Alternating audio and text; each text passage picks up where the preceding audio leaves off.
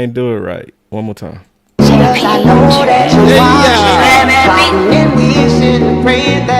What's up? Yeah. The Boss Land family. Yeah. Ah, man, we got my big brother landlord in the building. What's up, boy? What's happening? What's happening? Salute to everybody, man. The nation we in here. Boss Land. Boss Land. Boss Land. Yeah, man. Hey, man. I really ain't got time to play with it, man.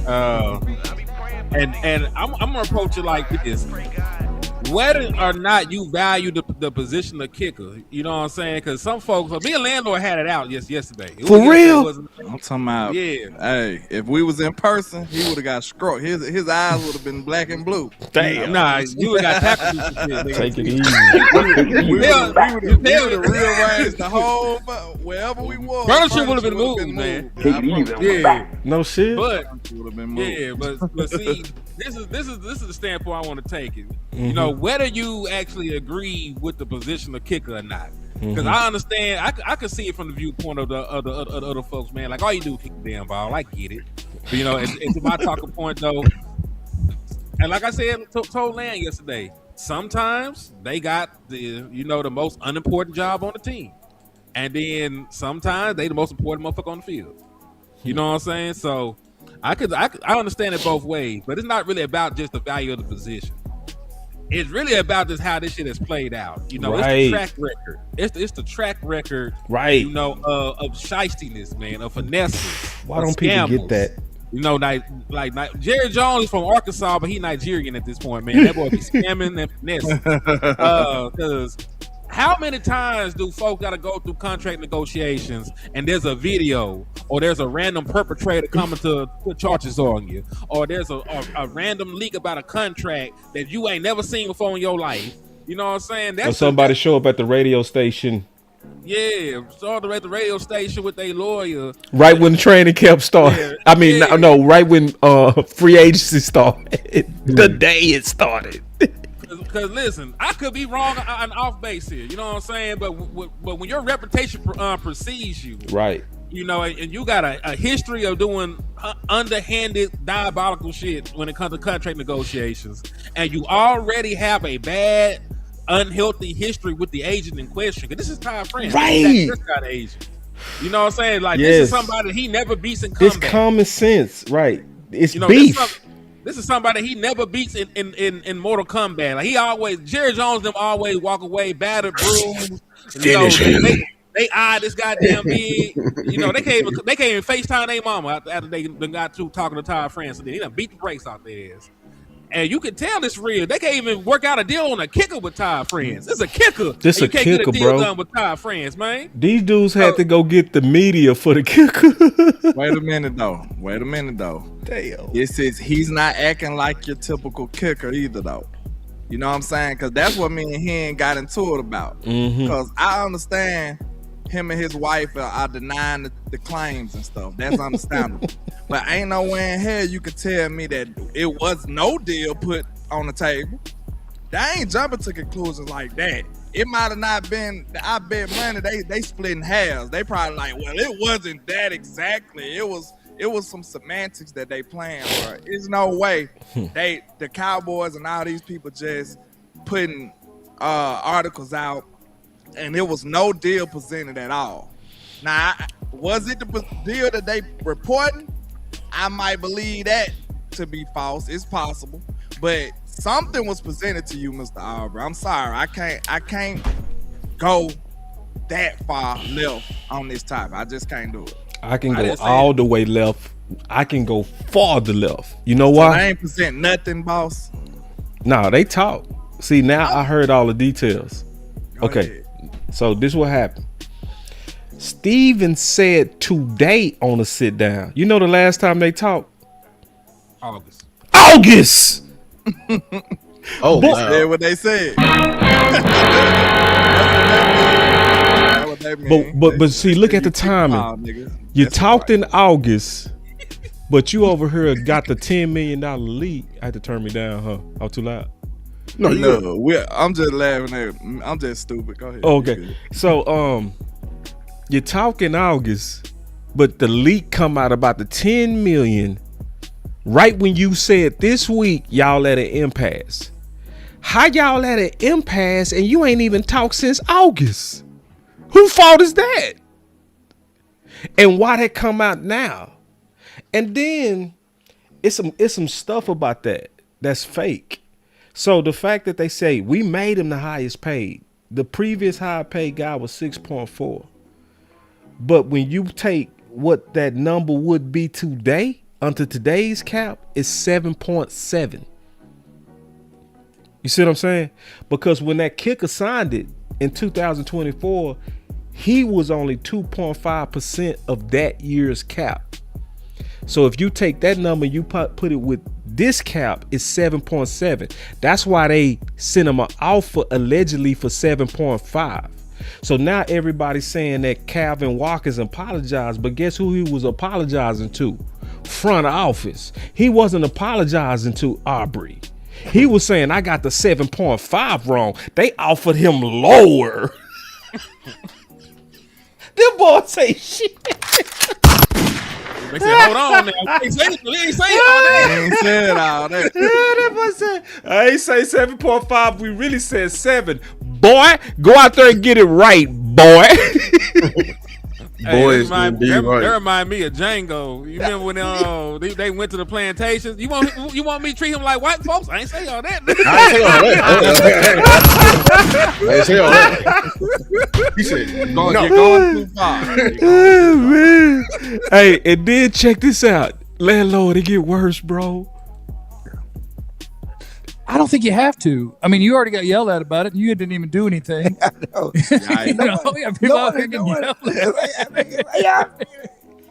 Can't some stuff stay off the show? That's why I hinted. I didn't say a name. I didn't say what happened. Boy. I didn't do an apology. I didn't do an apology video. That's right. Somebody did an apology video. Got cussed out. I mean, Todd Francis. Sheesh. Check them, bro. See, this what it is, though. So it was Todd France, or was it the Joneses that got at him? Todd France. Todd France checked that ass. Yeah, Todd France was like, they only offered 7 suck up ass. You know what I mean? That's how he went up there. Boy, you hear me? He checked him, bro. He went in there. So y'all gonna say they offer 7.5 and they just offer 7? They said lower than that. They said it was like 6.6 or some shit like that. Because remember, Calvin Watkins did issue the apology and he said the number. It was like 6. It was like 6 point something. He said. Yeah. And he said, I apologize. You know, nothing like 10 wasn't offered. This other shit wasn't offered. See, I ain't gonna lie though. That's why I get disconnected at. Cause is that not enough, nigga? You kick the ball, man. You kick the ball, bro.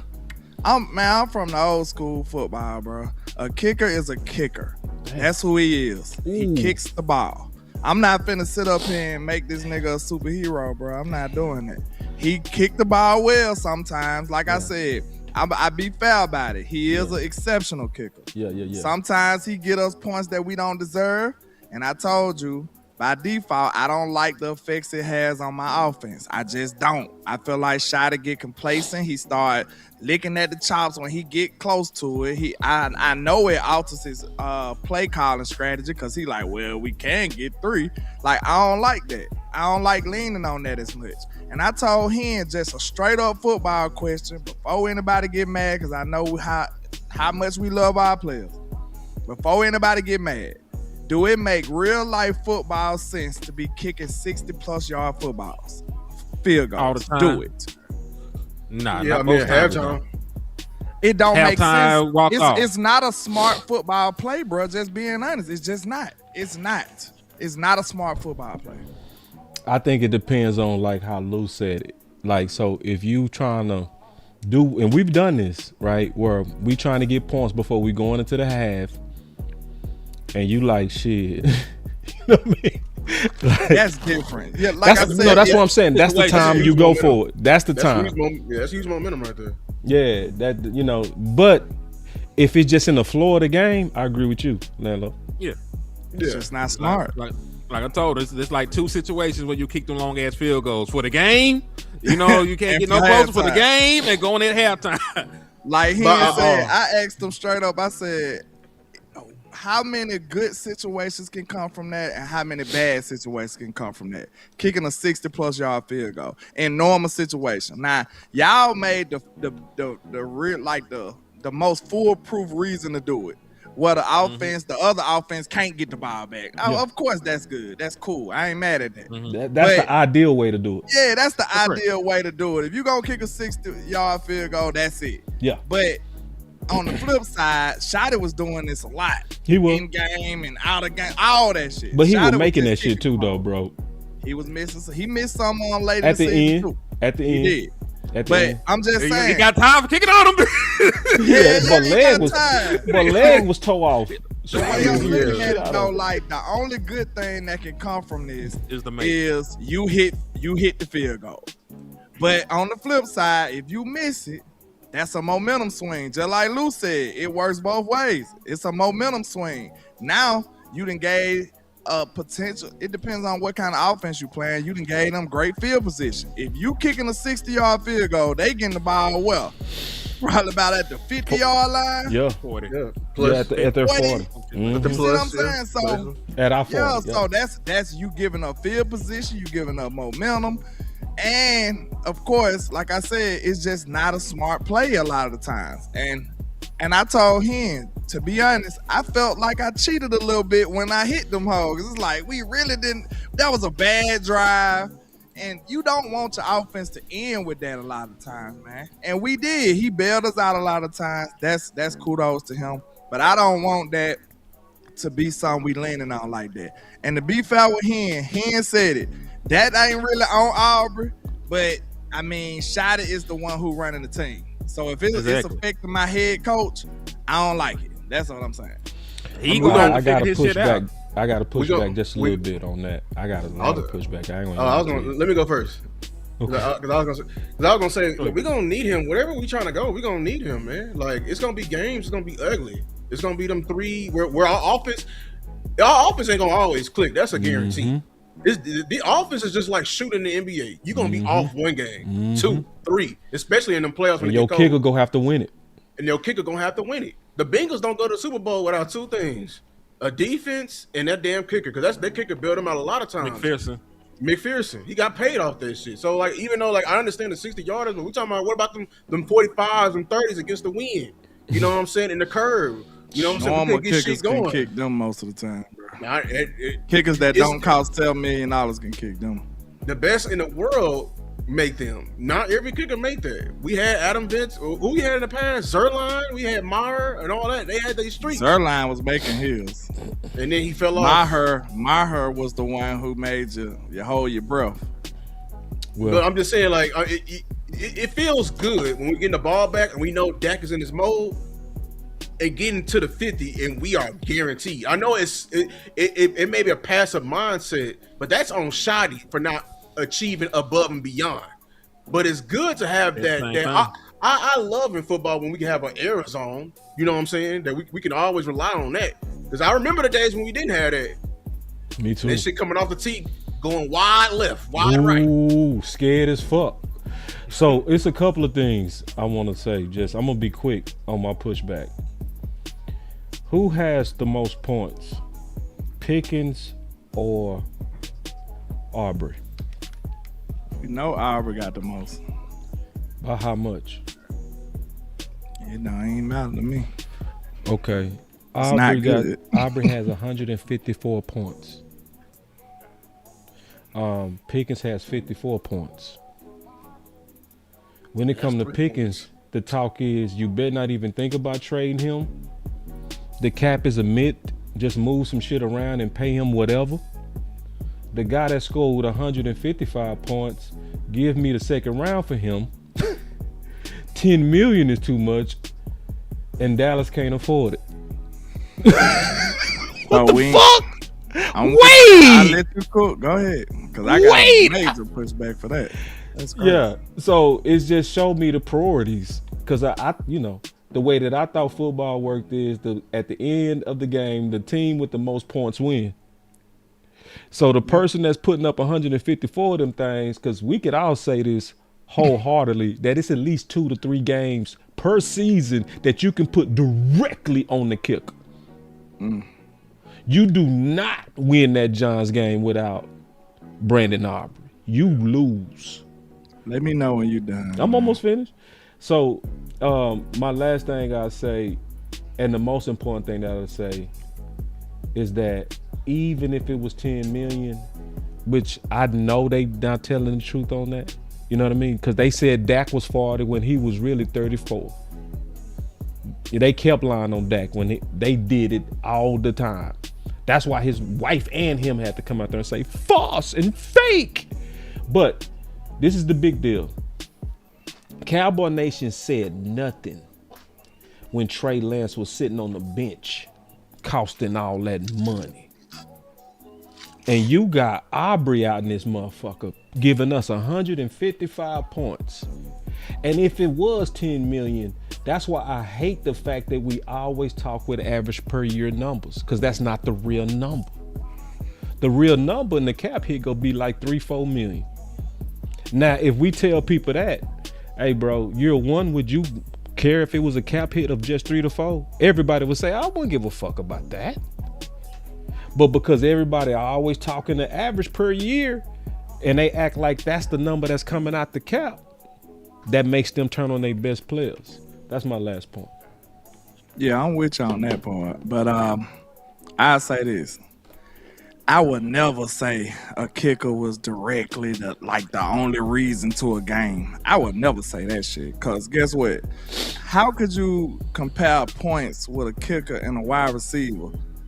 The kicker, you would probably do a better job comparing how many yards that George Pickens picked up. Because that's what directly kind of got your field goal kicker in range. Like, you can't do points. That's kind of crazy. No, like the points is the name of the game, sir. Would Aubrey be in field goal range without those thousands of yards that George Pickens got? Did he not help a lot of those field goals? I would have to look at each situation. I'm just not going to assign that to Pickens. That's common sense. Well, we can't do that. That's common sense. I would have to see the scenario. It could have been CeeDee Lamb that drive. I ain't going to give him credit. It is common sense that if George Pickens was that productive in yardage, he helped Aubrey get in field goal range a lot of the times. Not every time. I guarantee you it was a decent amount of time. I would say probably decent. Common sense, bro. No, I would say decent. I would say probably decent. But at the end of the day, though. Can I finish? Go ahead. You can't just directly compare points to a kicker and a wide receiver, bro. That's crazy. No, you can't do that. It's illogical. It don't make sense. How? I mean, if we score 7, because a kicker don't do nothing but get a chance to score. But points. Landlord, if we score, that makes no sense. Landlord, if we score 7, it makes no sense. Bro. That 154 is a lot less. Man. It's not comparable. If we score 7, that 154 is a lot less. Those are mostly threes. Right. Every time you see Aubrey on the field, besides kicking the ball off, he has a chance to score. Because we didn't finish the job. How many times has a kicker led the league in points, man? A lot. That's what I'm telling you. It's not comparable. They always lead the fucking league. No, but see, this is the other part, it's Landlord. Not comparable, man. Landlord, this is the other part. Comparisons. It don't make sense. Let me ask you a question. Which one is valued more, diamonds or gold? Gold, in my book. Diamonds. Why? Rare. They're rare. Somebody being able to kick it 70 yards is a 1 in 100. We go have 100 kickers before we find one more Aubrey, dog. Yeah. A dude that literally got the leg that we can be sitting like, damn, we are on their 40 and we can win this. Wait, dog. That's the mentality I want to destroy. No, listen, bro. You hear what I said? We could be sitting on their 40. No, I'm sorry, our 50. We can just reach the star, right? And from there, let's say Dak can spike the ball, be down 2 points. Where most teams, you see what I'm saying? Where most teams got to go another 20 more yards. that motherfucker leg so strong, right? Where you could, boom, on the 50 and say, all right, we out of time, go for it. You can't do that with nobody else. I don't want to do that. For the game winner? For the game winner, okay, that's cool. That's what I'm talking about. That's why you pay for diamonds, because it's rare. Like why are we being so tight on a dude that has a talent that's you can't find? It's only 2 kickers got legs like that in the league right now, and he one of them. So it's like, to me, you throwing an extra couple of millions for that. You do, you shit. Here a couple of millions. I ain't finna fuck with you, bro. Here, man. I ain't finna fight you. I'm just anti that attitude, bro. I don't like that. I don't like that. Cause I seen the glimmer in their eye when they said that shit. I don't like it. Real talk. Shotty shouldn't have been kicking that many 60-yard field goals, bro. Straight up. And I agree with that aspect, but like I told you. How many 60 But hold on. Let me just say this. I understand your point, but again, that ain't got nothing to do with Brandon Aubrey. Brandon Aubrey is on the sideline until he's called into the game. He ain't run out there himself. That is on Schotty learning how to manage the game, because there's a lot of shit that Schotty ain't managed his first year. There was times he was supposed to go for it on 4th down. He didn't do it. There were times he should have punted that he didn't do it. There were times he should have been more aggressive in the red zone and he didn't do it. That is all on Schotty learning to be a first-time play caller in Dallas with his personnel. So I don't want to not just have a good kicker just because Schotty up here mismanaging the game. What if Schotty don't last in Dallas and we get a responsible coach or some shit? Or what if Schotty matures and he figures the shit out? Why would I want to not have a good kicker? We know kickers don't last long either. Dope kickers don't last long. Dan Bailey was a GOAT until he wasn't. One year he just woke up sorry. No, he was actually injured his groin. We let him go out the while. He was consistent as hell for years until he hurt his groin. He was goated in Dallas, and then next thing you know, he was bad. Kickers lifespan don't last long, bro. It's not that short. It's pretty long. It's damn near long as a tackle. I will say that. Like, you know what I'm saying? Like, Justin Tucker been kicking for a very long time. Harrison Bucket been kicking for a very long time. I ain't gonna lie. Like, I want to disrespect the kicker too. All he got to do is kick, but at the same time, let's look at it from a different lens. This is the only position that you are literally looked under a microscope for being consistent. The moment you miss one, we looking at your ass crazy. You feel me? Like, and so to be a high performing kicker in this league for a long time, I mean, you got to be very consistent. And for the most part, Aubrey is very consistent, and we appreciate that. We gotta. Yeah, I appreciate that. It's just like we got bigger fish to fry.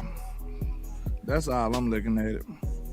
Yeah, and he go get his, and Aubrey ain't gonna have nothing to do with that. Pickens, no, he ain't gonna have shit to do with that. So like, and that was my next point. No, I know a lot of people trying to cut corners. Them the corners we need to be cutting. Shit like that. Like Aubrey? A luxury kicker. Okay, wait. I don't think a kicker is a luxury. Hold on real quick. I gotta say one more thing on that. I'm gonna be quick, Henny. I promise I'm gonna be quick because I know I'm gonna be quick. The last thing I gotta say about this, bro, we shouldn't be fighting over bottom of the roster money, bro. Yeah, I mean, like we talking about somebody that's on. I don't really care about the cap, but the 10 million would turn me out. Yeah, but the cap hit on that go be so. Lukey making more money than him. He shouldn't be. Y'all saying stuff that's happening like it's correct, like it should be. He shouldn't be. Mozzie making more money. Making that much money. Mozzie shouldn't be making that much money. Yeah, Zach Martin been retired 2 years, make twice as much as. I ain't even want to pay Jordan Lewis $10 million. I know. Exactly. I know. But y'all want to pay Aubrey $10 million. Yeah. Unlike them, I wouldn't give a shit. He ain't actually. Jordan Lewis did too.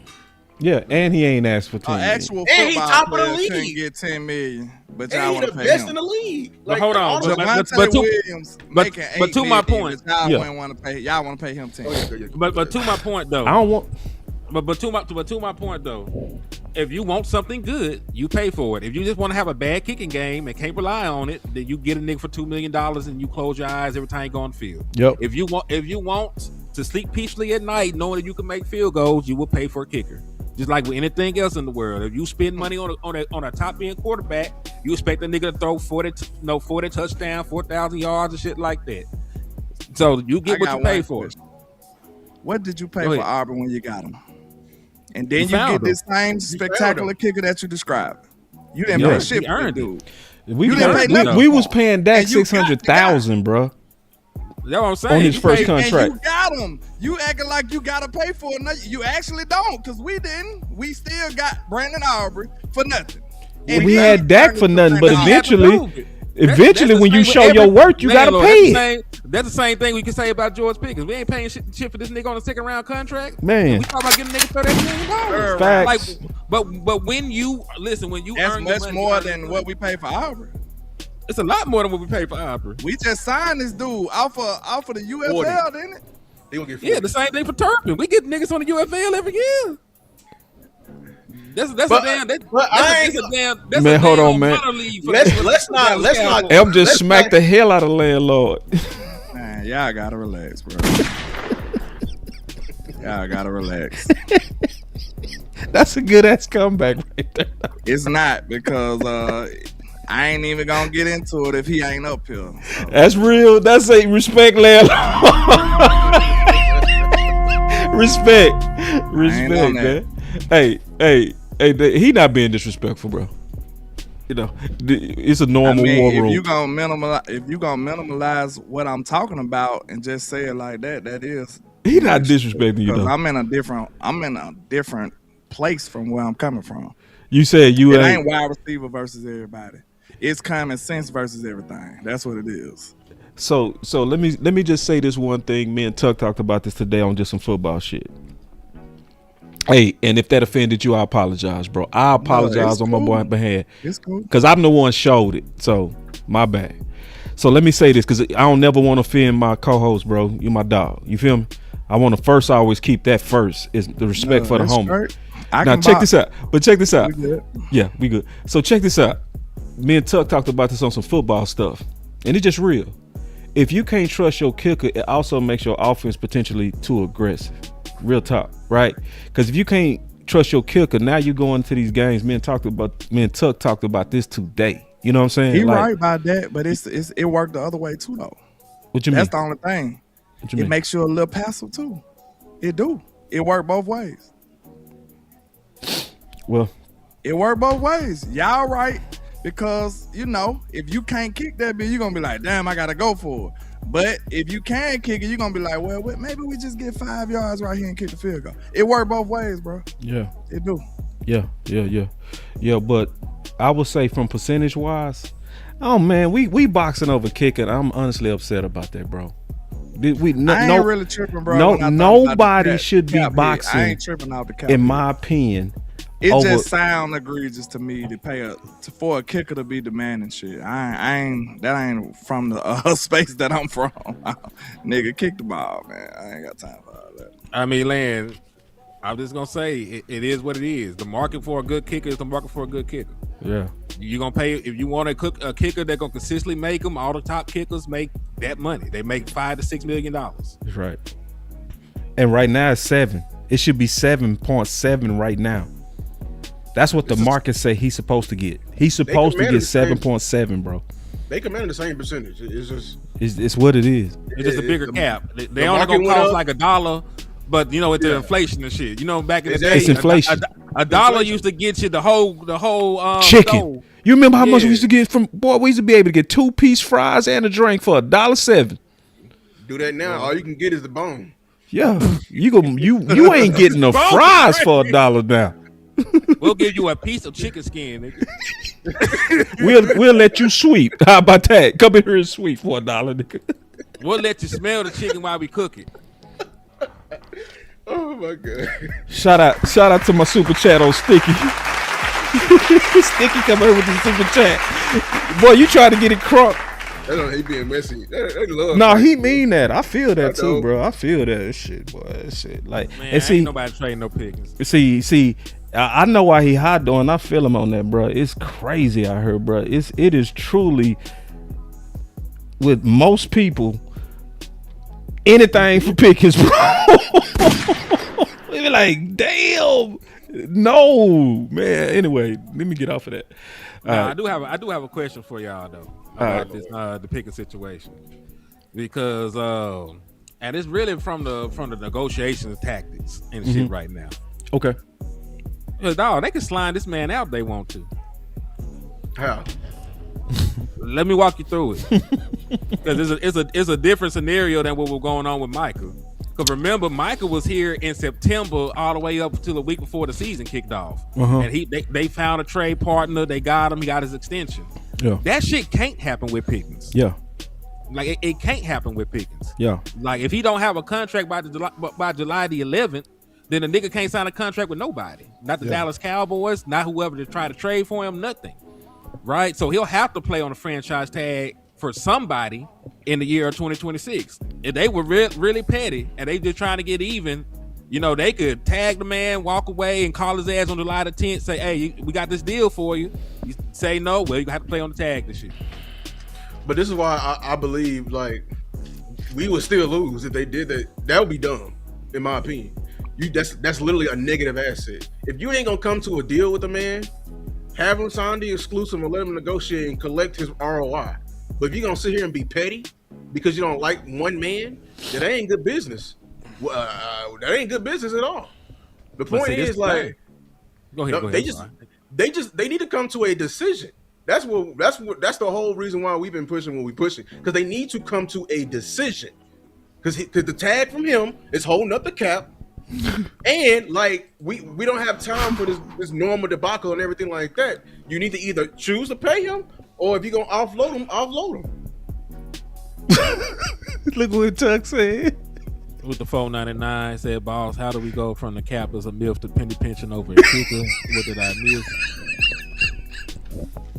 If you only knew. Hey, where you at, man? Man, How? Literally, that's what happened. For Pickens, who go cost about, you know what I'm saying? You know what I mean? Boy, that boy gonna bust the bank. It was literally, shut up, pay him what he wants. It's a myth. Just hit some switches. Now we got the dude over here who scored 153 points, and we over here like, we can't do that. Well, shit. What the fuck? Well, hold that thought too, though, because this is back to my initial point. They got a limited second round tenders. They can tender as many people they want with second round tenders. It's not like the franchise tag. They used one, but they can also use a second round tender on Brandon Aubrey, who's a RFA. They can also use it on, what's my boy name that I tried to get to be the starter this year at guard? Brock Hoffman. They can use a second round tender on Brock Hoffman to keep him. They can use a second round tender on Brandon Aubrey to keep him. They have unlimited tenders, not the same as a tag. So you said they use it? He not actually technically asking that. He just showing a hypocrisy. That's all. He just like, when it come down to somebody who got a way bigger ticket, Pickens, right? People like, shit, man, we can just move money, bro. It's a myth. And we know that's what people are saying, right? Everywhere. Hey, man, just make it more. Get Crosby and him. Then we got a kicker at the very bottom of the payroll. Like, even 10 million, that's still at the bottom. And we over here like, you better not give him a cent. The fuck, see, my man? whole thing is like, y'all making it about the money and the player, but I've seen us do stupider stuff with more important people. That's my whole thing. It's like, I'm thinking about doing the smart thing instead of just doing, like, I understand he probably do deserve his money or whatever, but at the same time, it's other people that deserve their money too in that same light. And we said no, and we traded them, or we didn't pay them. Like, and we trying to rebuild this whole defense. That wasn't the case in 2014 or all them other years you talking about. We in a desperate situation trying to rebuild this whole defense. So all the money matters at this point. Everything matters. I will say this about Pickens though, to answer your question. Just going back to that, I did a video today say we need to be open for Brian Thomas. We do. And it's not that we don't want Pickens. It's because we don't really honestly know how these negotiations go. You got two giants getting ready to collide. Yeah, Jerry and David move together. You know what I mean? Both of these dudes got massive egos. Both of these dudes are full of greed. Both of them. You know what I mean? Like David goes too far on his contracts. I'm pro player. But getting Deshaun Watson, all that guarantee with the icky and the ooey that he was going through. That was insane. He went crazy. You feel me? Listen, what you say, Henny? Hooping? You feel me? But I'll just say this. I ain't gonna lie to you. I don't play no sports, but I'm finna call David Mulligale to see he work with me on something, man. That nigga, I'm gonna see he get me and Lance some goddamn sponsors or something. We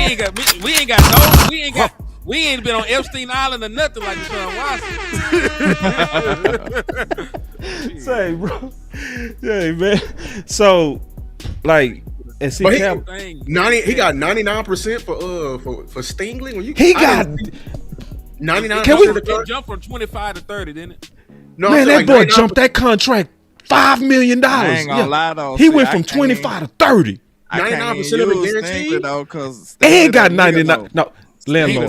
He got 99% of the guarantee.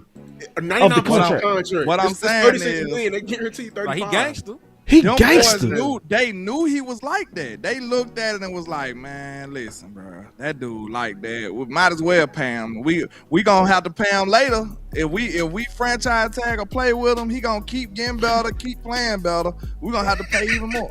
Look at him, Sticky. Sticky. Hey man, but hot over that Pickens, bro. That was like how they got Kane over the sticky situation. Schotty didn't even use. I can't read the rest of it. I'll read it. He said Schotty didn't even use Pickens and CD Wright last year at all. He going off. He said how they got Kane on Minister Society. And that's why he want the nigga back. The man went for 1,400 yards and he wasn't even used right. Shit, use that nigga right. You'll see what that man do. Man, I keep telling y'all, bro. He ain't gonna do that again, bro. It's so many factors that the way Pickens affected your team, but y'all keep just talking about him by himself like he ain't helping people, like he ain't helping the situation on the field. But I'll let y'all have it, man. No, you putting words in our mouth. Like everybody know that I've always called him a force multiplier too. I've always said, I've never taken away from the fact that he also is a force multiplier. So those who don't know what that is, that's a guy that's a chain reaction type of player. Just that one player makes it better on maybe a couple of more other players. You see what I'm saying? So he go help the other number one because he keep pressure off of CD. CD did get off on some games because he had those one-on-ones. He did back the defense up, which helped Williams, right? That does also help the offensive line. It's a lot of chains that reacted from Pickens. So we understand his value. That's all I'm saying. Of course, we know his value. What I'm gonna say is, y'all can we can replace him with a number two, right? But if that number two ain't good enough to win his one-on-ones, it's basically like you ain't did nothing. I don't care how good he is. Like they know not to try Pickens with one-on-one. They know not to try CD with one-on-one. So what they do? They try to double or bracket or they keep too high. That's all they can do. It's nothing they can do with just one-on-one matchups. So you can have a decent number two who can produce a little bit or whatever, you know what I'm saying, alongside CeeDee Lamb. But if he can't dominate his one-on-one matchups, you might as well, you know what I'm saying, you might as well just call it a day. It ain't gonna work out. I feel Tuck on this. First of all, he said he met David Mulligale. First of all, that's dope as hell. You know what I'm saying? This is dope as hell. Just FYI for the homie. Shout out to New Media. And then and the work he be doing in the streets. And I feel Tuck on this. He said, I bet any of y'all money Pickens will not cross 1,400 again. I agree. Yeah, I agree. And I know why he's saying that. And he's saying that because that bad defense was one of the main reasons we had to air it out that way. It doesn't mean he not dope. Hold on. So where you talking about on Dallas? Yeah. He won't do it again. Or you talking about period? Oh, for Dallas. If he was in Dallas, it won't happen. Because on God, I'll take that 500. You crazy as hell. He's saying the defense is going to be so much better. The offense won't be on the field that much. Right. And CD, you talking if he's about healthy, Dallas or you talking about period? He's saying Dallas. Just in Dallas. Just in Dallas. Yeah, in which Dallas. is logical. And that's not shitting on Pickens' talent. That's just saying. And see, this is the scary part of that. Let me read these super chats, because you got super chats, I got super chats that have been building up. Let's read the super chats. Let's get it. I'll read Dave Walker's for you first, man, and then I'll read my people's, man. And salute y'all for supporting. Oh, sorry. Cuz said, is wisdom to have backup for Pickens balls, facts on Brian Thomas Jr. To be honest, I'll make the move now on BTG. That's you got to bring the rest up for me. Oh, he said, that's how you send a message. That's how you send a message to Pickens. He right. That's exactly why I would do it. And Mulugeta. Not to say she should crap through the media, but he right that Jerry can't come to David empty-handed. So if he got BTJ in his back pocket, you know what I mean? So it's like, play with us. Play with us, bro. We'll move on, bro. Like shit. Jerry don't need no more leverage though. I'll talk about that in a second though. Talk to me. Hold on, I gotta read my super chat. Okay. And then I got you. Salute to Darnell Lamar too with the 499. Boss, I apologize. One of the wide receiver will be there at 12 after watching D-line and linebacker today. And then Wordologist hit me with a 5-piece. Cuz said the Cowboys have a great track record of fighting good kickers. We shouldn't lose sleep over Aubrey. I gotta go work my memory. I pray Caleb run a 4.647. But yeah, go ahead. Say what you're gonna say about the. Nah, it's just that Brian Thomas Jr. No, he said the leverage. I'm just talking about the leverage already. You know what I'm saying? Like, let me ask you a question, man. Just real talk. Yeah. Because this is the thing that people are forgetting. Like, it's not like this is a new situation or anything. This is like a continuance of some shit that went on between Michael Parsons, David Mulugeta, and him. Right. Jerry Jones is not in position anymore to honor a trade request. You cannot set. He can't go out there and set the precedence anymore. That all you got to do, is be disgruntled and ask for a trade, and we'll trade you where you want to go. Like, he is not going to move George Pickens, even if he wanted to, and there was an offer. He's not going to move George Pickens just for that. So what I'm telling you is this: like, the tag is all of the leverage he needs, because again, time clock runs out on an extension. They don't get shit done. Tag is applied. George Pickens is the one that stuck out there playing on another 1-year prove-it deal. And we know for a fact through the history of the Dallas Cowboys, they don't give a fuck about the tag. 6 years ago, Dak Prescott played on a $31 million tag. Do you know what the overall budget was 6 years ago? Like, it was a much smaller cap to play with, and they still didn't care about eating it. And Dak only played on that motherfucker for 5 games. They did not lose any sleep over that shit. The Dallas Cowboys are a team that don't use the franchise tag as a placeholder. And I was hoping that they would put the tag and get a long-term deal done. They really might try and tag him, say it's done. Yeah, they really might try to do that. And this the thing, they don't really have the leverage to force their way out this motherfucker. They don't. Based on the situation that happened last year and right now. The wild card we don't understand is there's a narrative going around that David does not let any of his clients play on the tag. And I need to find out. I got to investigate. I double checked. It was Leonard Williams. He played on the non-exclusive tag, and then Bates too.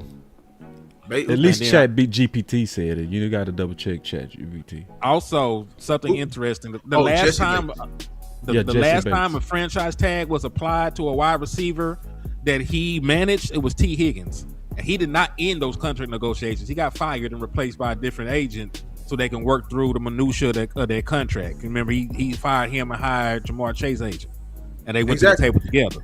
Yeah, see, and this is why that right there is the reason why like something's gonna give, because I think David is like, he's the type of agent you got to call him off, you got to fire him to keep off the damn owner's ass. You know what I'm saying? Because T. Higgins, I ain't gonna lie, he bitched out. He did. He wussed out. He wanted the damn wide receiver 1 money.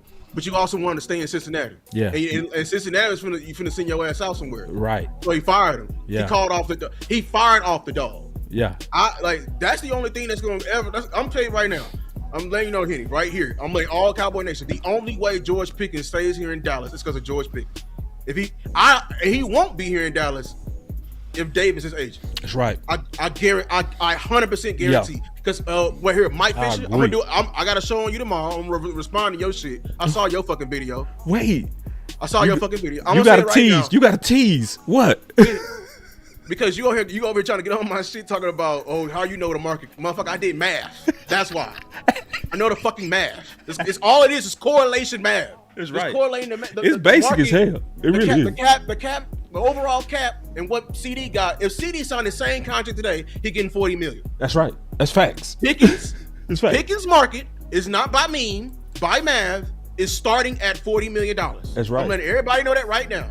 Right. David's crazy ass is probably gonna start at 46. I agree 1,000%, and I know you right. That's fact. If 46, anybody watch how David does it, he always shooting that shit to the sky, bro. That's crazy. And I'm gonna say this right now: if Pickens get traded to like a sorry ass team like Tennessee, I bet you he'd be the first receiver signed a $50 million contract. Something like that. It's gonna be 46, 47. He got 46, 48. Yeah. I know, but that's what. But you know what I'm saying? I think that honestly, I don't think Pickens is the type of receiver that care about winning. He sort of did though, because all the reports of the discontent and the hate and why he was mad in Pittsburgh with the quarterback play. You know why? And the offense. Let me twist it. I think he was mad at them sorry ass quarterbacks because they were affecting this date right here, the first paycheck. They were affecting his numbers. Because why would you hire David? You know what I'm saying? Like that's my only thing. Like I think Pickens literally last year his damn value was in the tanker. You know what I'm saying? Like he almost lost it all. He almost would never see wide receiver one money again. And now what happened this year? Over here having your name in conversations with Jettas, I think he gonna get every dime he fucking owed. That's just me. So you're playing into Jared shit now.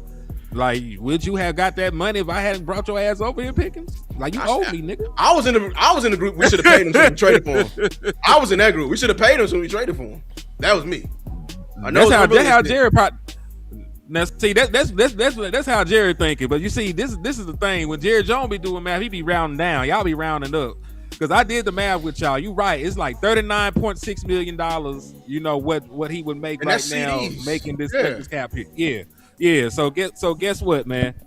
Jared gonna round down because Jared gonna say, hey, you remember what happened in that hotel room and I had to pay them people? You owe me some of that money off of that. Man. All right, so I'll move there. He said they make a play. Shit. I mean, it's gonna happen. Because there's not really much he can do about the shit. Because even if he would hold, but on the cool though, what's up with some insurance on Pickens, bro? In case it go bad. Because it's a couple of things I think they should do, right? Because I was gonna do a video on this, but I was getting bullied so much in the streets. I said I ain't gonna even talk about this, but my boy Angry talked about it for me, so I was happy to see it.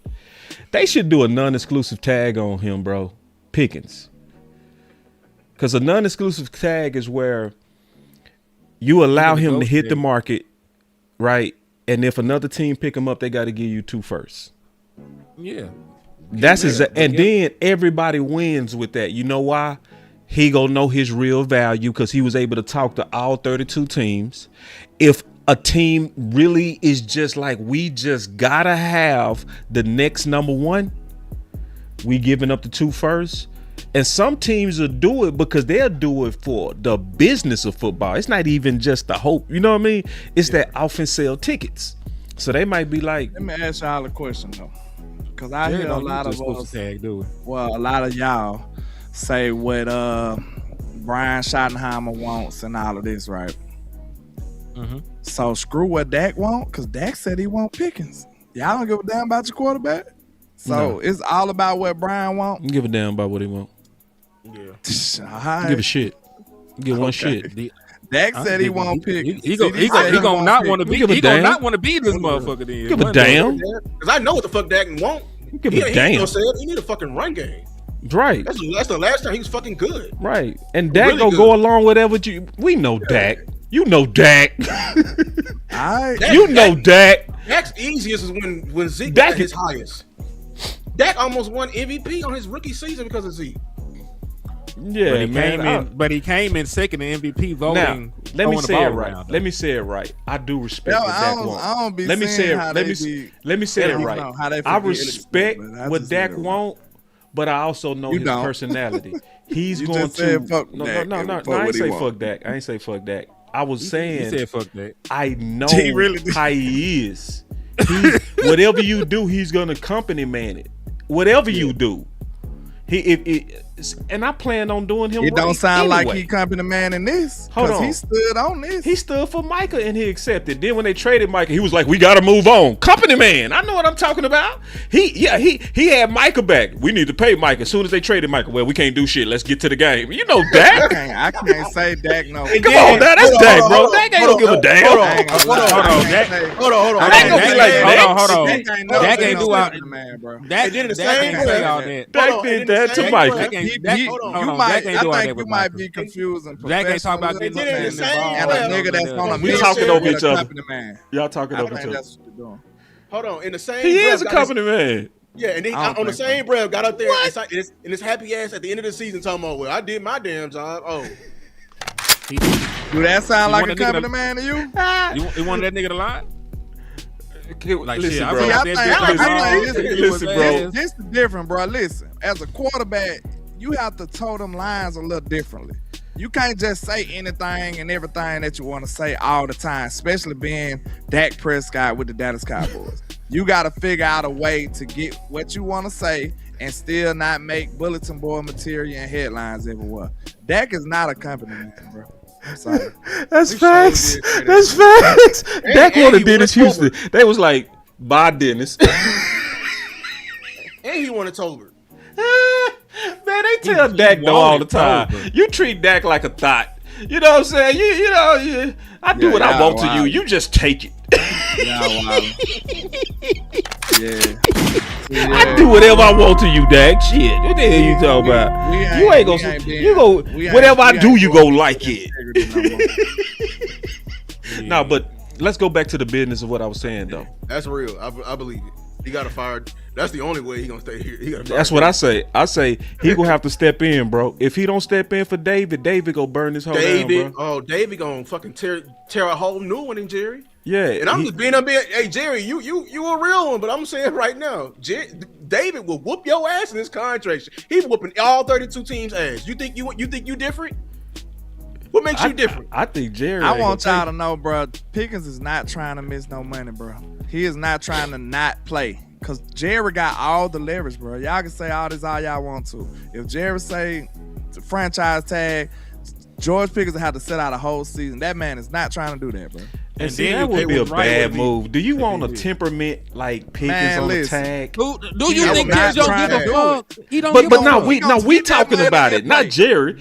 What we talking do about? you, That would be Henny, a want bad look. Pickens on the tag with his What temperament? But what does it matter what I want? Jerry don't do shit I don't want all the goddamn I time. know, but we just talking about like the results, the good. team But listen, results. That's not good business. It's not. It's It's not not the like point. y'all want But him to throw a not. temper tantrum. But it's not the point that I'm trying to It's make. not- It's not We about know what he go throw a Hold temper on. tantrum, bro. But it's- We but know it's it. not. Hold on. Okay. Hold on. To my point. I ain't been able to finish. It ain't about that shit. We just sit here talking about the leverage, man. We talk about the actual what the fuck that they can do. We're talking about what Jerry Jones is able to do and what the fuck are they gonna do about it. That's at the end of the day. If I say, "Hey, Yeah. I'm gonna put my nuts on the table," you ain't getting traded, bitch, and we ain't getting you no extension this offseason. Yeah. Show me something else. What the fuck you gonna do about We it? get the business side that they got the leverage to fuck them off because of the tag. We get that, but then it's also results of that, and the result is what we care about. We care about if you end up being on I got the leverage, so fuck you, play for $28 million, and then okay, but then he go fuck you back because he gonna be on the field likely with some pouting shit. The same thing he did. The same thing he did game 1. We saw him act a fool game 1. So he won't get no money next season then. I was just about to say that will ruin him for sure. He worked all this. He did all this to rebuild all this his good name. positive PR. You think that name, he'll go right back down that road and screw everything up and assure himself? Because teams already didn't want to touch George Pickens. Like, bro, ain't no way we supposed to got him for a 3rd round pick. Ain't no way. Teams didn't want to touch him. Now he rebuilt his image, and he showed that he could be a team player. He could be somebody sharing the field with somebody that's a number 1. And you think he'll burn it all down just because he ain't getting a contract? He would definitely not get a contract then. Nah, let me ask you a question. I'm gonna ask you a real question. And you know business. That makes no business sense at all. Okay, it doesn't. But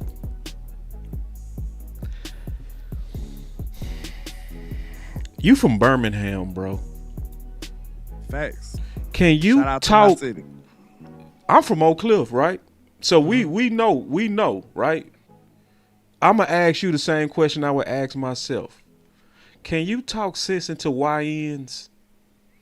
He got people to pay though. He got people to pay for him to act. You gotta answer the question. Can you talk sense into dudes that got that Not YN? really. Nah, hell no. Because if we could, we would go out in the streets and we would talk to the young cats and be like, "Hey, man, you know you shouldn't be robbing out here, bro. Because if you get caught up, man, it makes no logical sense for you to be selling dope out here. What them YNs be doing?" right. So I saw that YN energy now. Hold on, I gotta say this. I'm almost finished here. Oh, here, man. Don't act like y'all ain't see that YN energy. I saw it. Game 1, Philly game. I saw it. It was bad too. He got a temperament. Yep, pouting bad. Ain't blocking worth shit. Like people was on him on Detroit. I was like, them same people. Do not go back and look at game 1 of Pickens. It was bad. So 2 games is what you gonna put out. But hold on. No, it's the overall point of, do you want that type of temperament on attack? That's what it goes back to that, sir. You see what I'm saying? It's the YN energy, bro. And that, they got him by the balls, and he's not gonna be professional like Dak. Dak played on the tag and was like, "Hey, I'm gonna just do my job and shit. I'm gonna do my job," because he don't got that YN energy. He got that company man energy. This dude got straight YN energy, and we know that's true. I think y'all got Dak messed up. But go ahead. He ain't Real with Dak got time. like that, bro. We can present the facts on that, bro. Like Dak is not what y'all think he is, bro. Y'all remember Straight Outta Compton?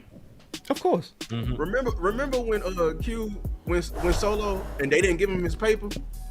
What did he go in there and do? He could do that shit too. He can go on like a medical. He can do some medical. You know what I'm saying? Like there is plays and plays. He can show up to work and not do the work. He can tank this shit. And this is why I said, like, even though sure it's contractually they got him by that, but it's gonna be even a worse look by the Cowboys to be holding his ass hostage because he ain't coming to our damn price. That's why I said come to a damn decision. Either meet him at his number or move off on him and get some positive assets on it. Hey, but point is, he gonna act the fool. That's not true. Okay, but listen, this is the thing though. He hired the wrong agent to not act the fool. But this is the thing. That don't hurt nobody but him.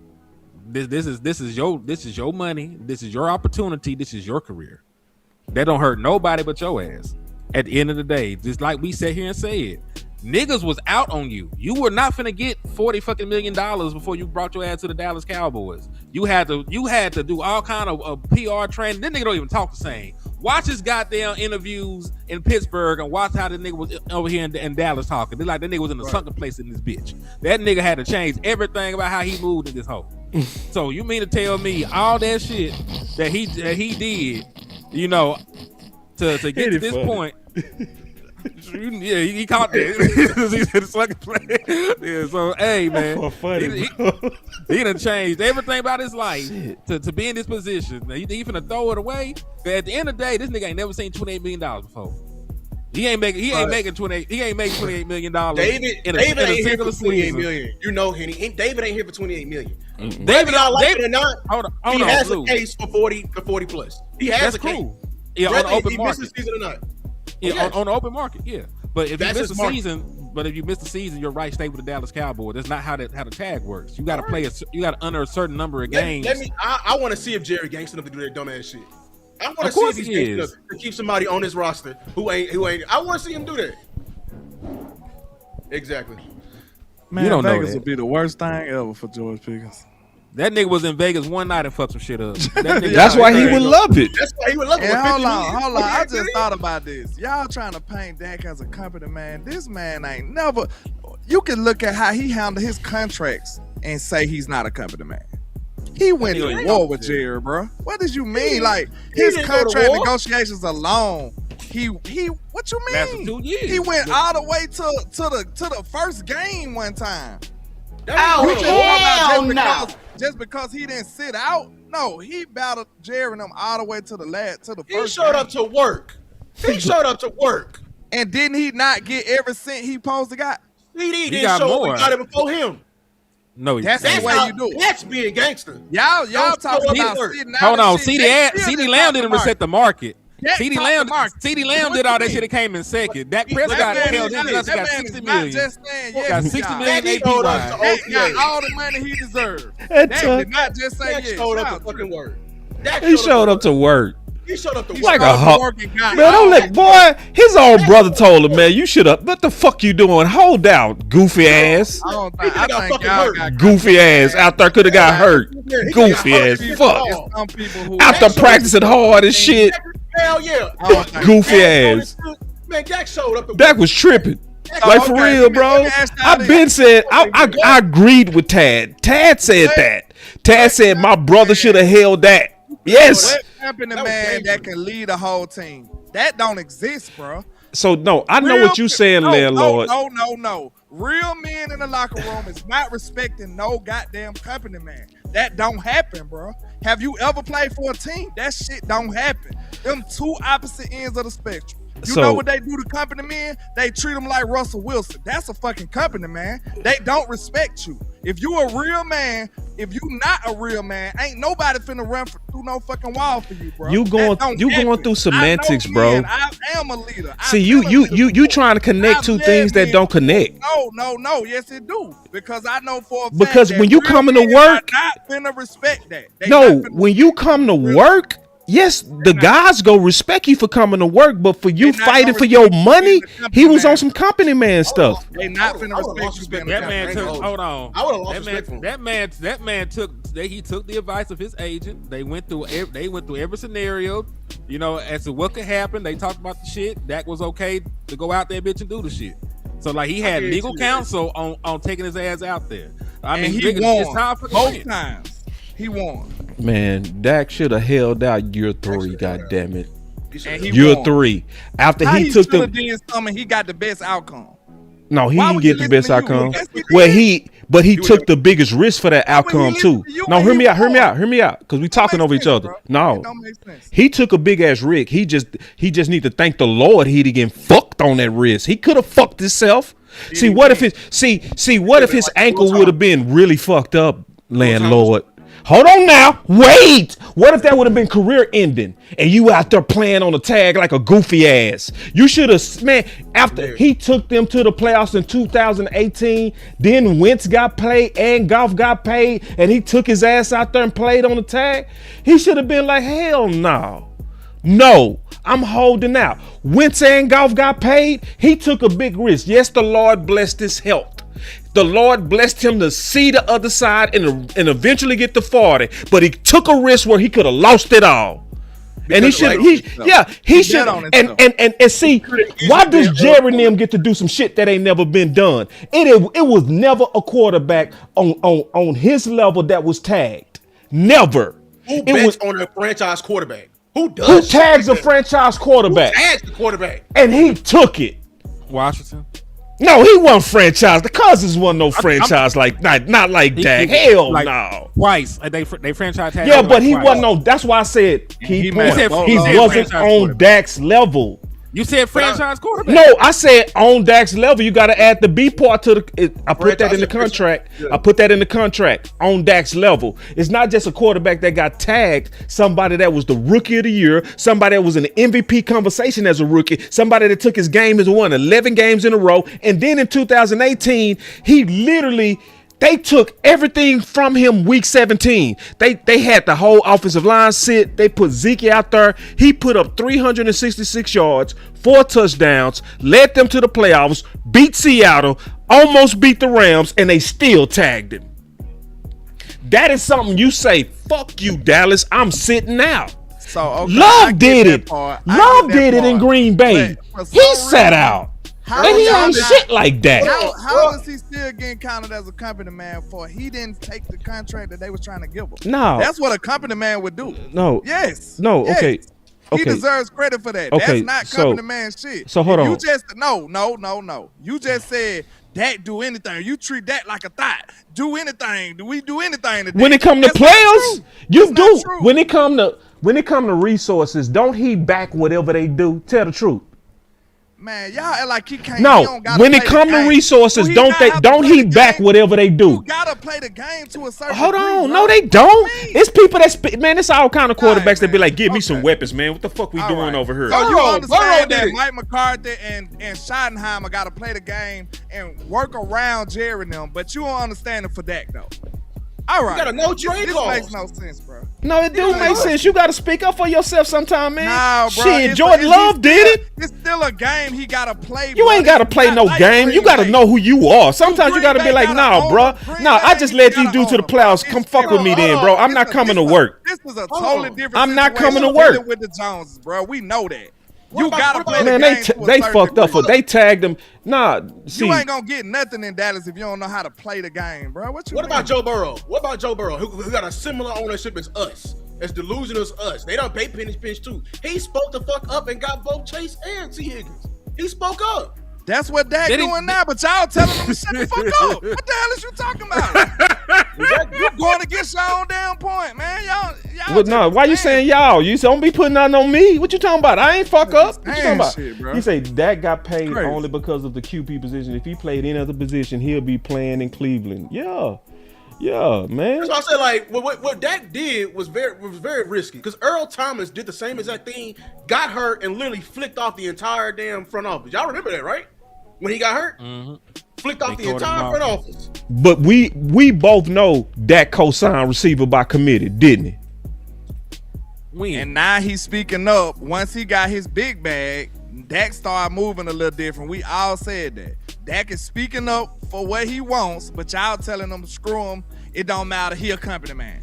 Like this shit don't align with each other. What no, it do, bro. When you out here, bro. Nah, bro. Like, bro. It's okay. So when you can't. A company man is not speaking up like that, boss. Do you know what a company man is? I mean, like, listen, bro. He ain't the worst type of company man, but he in the family, bro. You trying to act like he has no kind of company man traits. You going too far for Dak, bro. Like he does have company man. When your own brother gotta tell you to hold out, you tripping, bro. Your own brother gotta tell you, bro, what the fuck you doing, bro? They handling you. Man, y'all act like y'all don't understand who Dak is. Dak do this shit for the team, not for the Joneses. He is for the Dallas Cowboys, for his brothers in the locker room, not for the fucking star. That part is dope. I get that. That's why people run through a wall for him. That's why. Because he's doing it for his brothers. I guarantee if he would have held out, they would have respected him more too. He don't want to let his team down. I agree. That's what Dak doing. I guarantee. They would have respected him more. They would have respected him. He probably did a whole movement. Would have been so dangerous if he would have held out. So hey, listen, man. Micah probably would have held out. Shit. Hold on real quick. We got a couple of things real quick. As we go through this process, we'll see how free agency goes. That's the first line of action, if you will, as we go through this process. But again, I see it being built with some veterans and some young players. I think, I feel really, really good about Easy and what he's capable of. You actually saw him do those things that we see. Remember, these outside linebackers for us, the first thing that they're going to do is, number one, set the edge in the running game. Number two, they're going to affect the damn quarterback. Okay, and then occasionally they'll drop. The really good ones, you don't drop them very often, but you do it a little bit. And so what you want to see with guys like that, which we saw this year with Donovan, was when they drop, are they comfortable? Do they have movement skills? Do you see them? They look like a fish out of water. And all those answers for him were very, very positive. And now under this new system, you see him more as an outside backer. Yes, he's an outside linebacker. Yeah. You mentioned the G. That's about Marist. Yeah, Marist. Yeah. I'm iffy on that decision. I'm not gonna lie. Me too. I'm not. Like, that nigga, he ain't no outside linebacker. I don't smell it. Just straight up. That nigga ain't no outside linebacker. I don't they think had he said that shit about. They said that shit about Demo cool. Like that nigga gets sacks. He had 5 sacks in the NFL. Right. He an athlete. Yeah. Man, Mayor's more of an interior linebacker, dog. Facts. So I don't know. Facts. He's the biggest one we got. That's the thing. Right. So if we go into camp, I'm gonna be honest, like people gonna be on X on my ass, like, oh, you Lou, you ain't never. Fuck about y'all. Don't fuck what y'all think. Look, if we go out there and we got big ass motherfucking Marist out there at outside linebacker, and we got little bitty ass Shamar at the inside, I'm gonna be pissed as shit. If we got little bitty ass Shamar James is inside linebacker, I'm gonna be honest with you. Yeah. Oh, you know more than the fucking coach? Well, shit, I knew more than Eberflus. Ooh, wait, take it easy. Take it easy on my back. What I'm afraid of, what they're doing, is he's getting drowned out because he doesn't have a sponsorship no more. Yep. That's what they're doing. Yep. And we're doing it to the wrong fucking people. Right. You need to be doing that shit to Osa. Let me put the camera on you. You need to be doing that shit to Osa right now. Because you talking about, well, we got people, we got somebody who know how to play the nose, we got somebody who know how to play the 3-tech. I mean, Osa's gonna be all over the place. Look, man, a jack of all trades is a master of none. And right now, Osa is not very scheme proof, and he does not fit this shit. He need to go. Half gapping. No, the first chance somebody offer you some shit from Osa, I'm sorry. That's all facts. this shit I'm seeing online on X. Ooh, we should probably trade Kenny Clark. He's getting older. Fuck that. I'll keep a 35-year-old Kenny Clark than a young ass Osa. Osa is literally all his damn production has been off another man. We didn't see Osa since Micah. He disappeared. He didn't come back until we got Quentin. Boy, cooking. Boy, it's cooking. Nah, and see, this is what I hate about the offseason. When you talk about positional fit, right? And I'm just, and we, a lot of people, they did some research for me. He had about 30 snaps allegedly at outside linebacker. Right. He was a Sam. I went and looked at him actually trying to rush the passer. It was boo boo. Yeah, he's good at. Like, all he's good he at only is, got a handful of them. He can set the edge. That's all he can do because he's strong. So put that strength inside. He had a game. He need to be inside.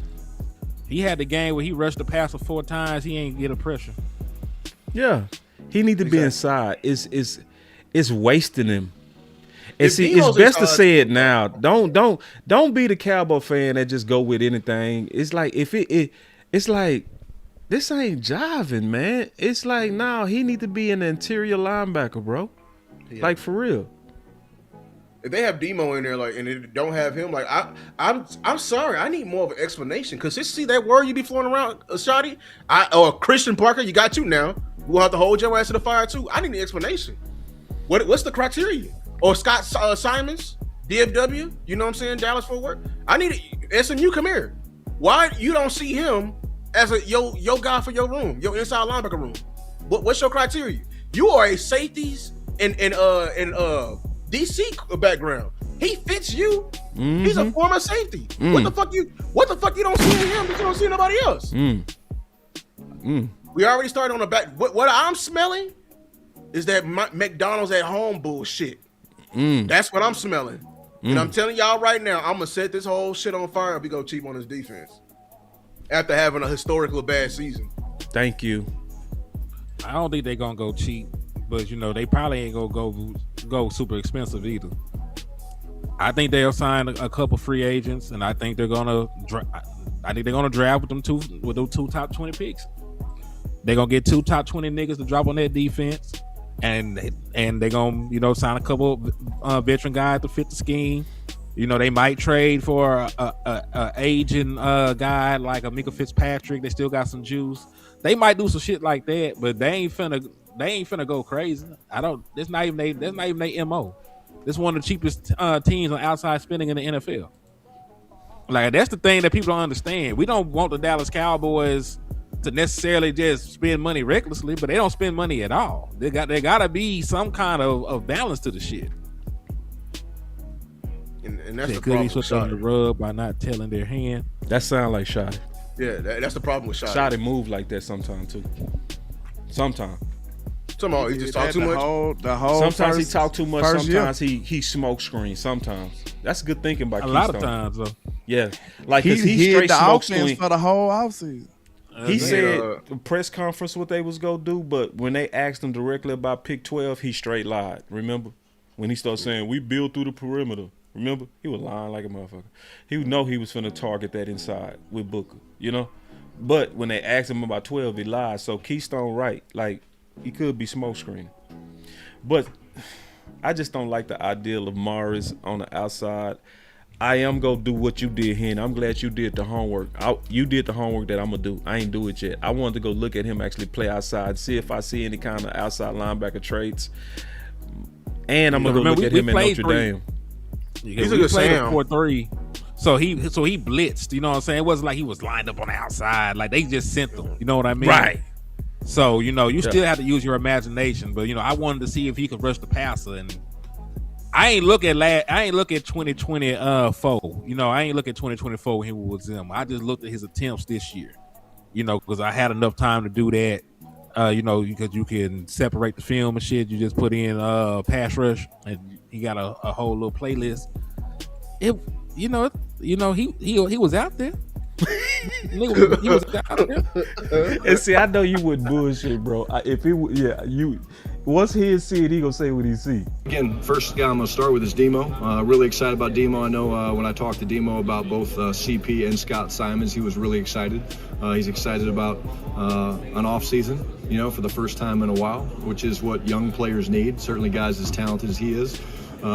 Again, we've got some guys that we're excited about that are young. I think Shamar James is a guy that showed up last year for us. The instincts are real. He was swimming a little bit, but he always found the ball, which I think is great. Justin Barron's a guy that we're excited about. Marist Liufau, we're going to move him to outside linebacker. That kind of fits his strengths, right? He's got length. He's got long arms. He's really good at disrupting the ball. So we'd like to build some. Man, outside linebacker. Man, see, I could tell with Schotty bullshit. He has strength. He has long arms, bro. That ain't what you look for on no damn outside linebacker. Just some strength and long arms. What you looking for? A gorilla? More depth there and find another guy or two. But again, we've got some young pieces that Scott and the entire defensive staff have to develop. He just told you find another guy or two. They just saying that, bro. Yeah. All right. He gonna be in the room, but he ain't gonna be a placeholder. You gotta start somewhere. Because it sounds like they finna have Shamar back out there as a buck linebacker in a nickel package again. Well, that's based on what you have right now. They still want plans for the people that's currently on the team, but you can't have a plan for a free agent that you ain't signed yet or a rookie you ain't brought in yet. You just gotta talk niggas through it. They be in reserve roles, and they might really. I don't believe that they see that shit for Cuz for real. I think that he gonna bounce around. They might be doing some cross training shit with Marist, but I don't foresee Marist being a true outside linebacker. Your starting outside linebacker probably in the draft right now, because they said they want a mix of veterans and they said they want a mix of young guys. So they're gonna probably bring in an outside linebacker. They got some ties to the defensive line coach or the pass rushing specialist. Like they might bring in Bradley Chubb or some shit. They might bring in somebody that ain't got a super high cap hit, and then they gonna spend like a top 20 pick on the edge. They already told you that Eazy-E gonna have his ass out there playing the other outside linebacker spot. You could take that to the bank because they spent a second round pick on him. They ain't finna get rid of that experiment that soon. So defense already sounding sorry. I need to hear more than this shit. I swear to God, I need to hear more than this. Defense sounded sorry as fuck. Hold on real quick. Defense already sounded ass booty cheeks. What does this list mean, landlord? These are the former. They usually go get them. Yep. They usually pick a couple of people from these visits, don't it? Yeah, but look at the list. It's all defense. It's all DE and linebacker, dog. But to be fair, the corners just got in today. They just got in today, so they're not on this list. It's not updated. To be fair, so they wasn't in the building yet to interview. Yeah, they talked to Sis. They talked to multiple corners. Actually, okay, I was finna say, I was like, boy, I was getting nervous. Ooh, I was nervous as hell. I was like no safety. He just got dog. I feel better now. Hey, I'm gonna say this real quick, man, because I gotta go. Okay. I don't think we being all the way fair to the people, to the coaching staff. To be honest, is there a possibility that with better teaching, a better coaching staff, that some of these players could be better? I know, because we all are in agreement together collectively that Flus did nobody no justice. Everybody was bad under Flus. When it was probably like about 2 roses in the concrete. So with better coaching, better scheme, better teaching, do you not see better play from some of these players? Oh, hell no. Nah, we do. I do. I'm fucking with you. I was about to say, bro. No, I do. I'm fucking with you, though. Trying to be foul, man. No, bro. No. But I do got to play this clip. I do got to play this clip because I want us to stay focused on something that I don't think we focused on. And this is, and like Henny asks, how was I doing, right? Mm-hmm. And I was very serious when I said I'm frustrated before we started the show. It's because I listen, bro. Yeah, I mean, I think great players make great coaches. I think that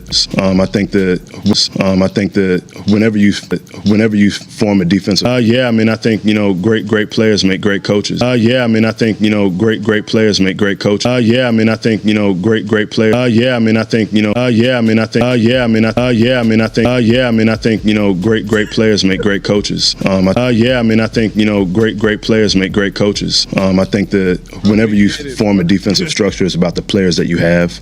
You definitely form a defensive structure is about the players that you have. Form a defensive structure is about the players that you have. Form a defensive structure is about the defensive structure is about the players that you have. Form a defensive structure is about the players that you have. You definitely have a mentality as a play caller, but I think that it's still going to be designed around the players that you have. Still going to be designed around the players that you have. But I think that it's still going to be designed around the players that you have. Y'all get the point. Yeah, but like if you listen to what he's saying, if he designed the things around the players that he has, that's gonna make them better. No, it will. He said the opposite. He said great players make great coaches. I understand that part, boss. So where's the great players? My question is, and that's why I'm just being honest. Where is the great players, dog? Like where? You don't know who you have. But I'm just saying, my problem is this, bro. Why we not pushing for great players on the D, bro? That is what's frustrating me. I meant that. I'm not when Henny said, Henny, but what I'm asking you, I asked you an honest question. Breathe. And ain't no way if Flus was to blame for most of this defense that we've been calling all season, a better coaching staff and better coaches will help your team, bro. Yeah, I mean, I think great players make great coaches. I think that you don't want to be foul. No, I'm just playing his words. I mean, like, bro, listen, you know what he mean by that. That's not a literal statement. That's not a literal. He literal. Literal. No, for real. Because this is what he's saying. Like so. Okay, whenever you form a defensive structure, it's about the players that you have.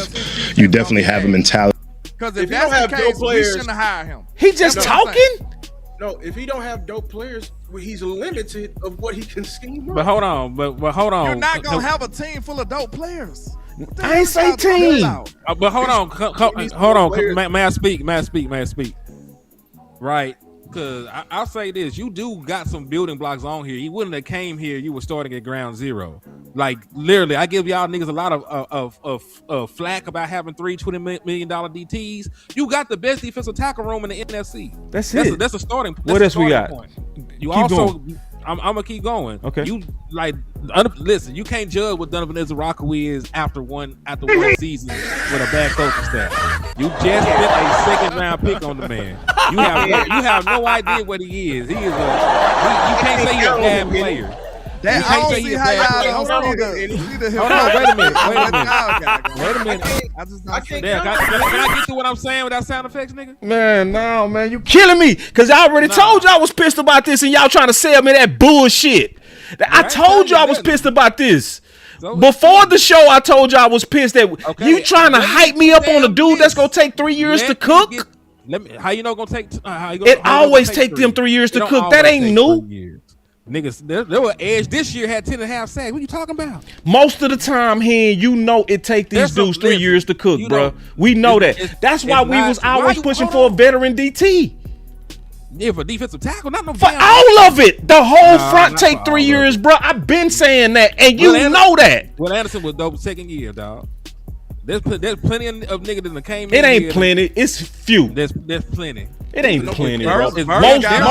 Most these teams take 3 years to cook, bro.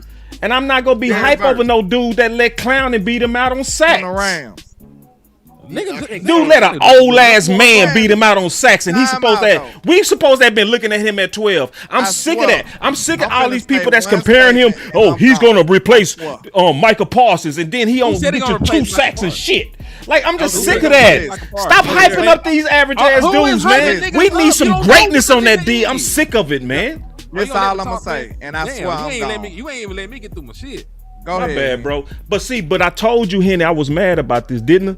So yeah, but listen, you being mad don't change the fact you ain't gave a nigga a fair shake.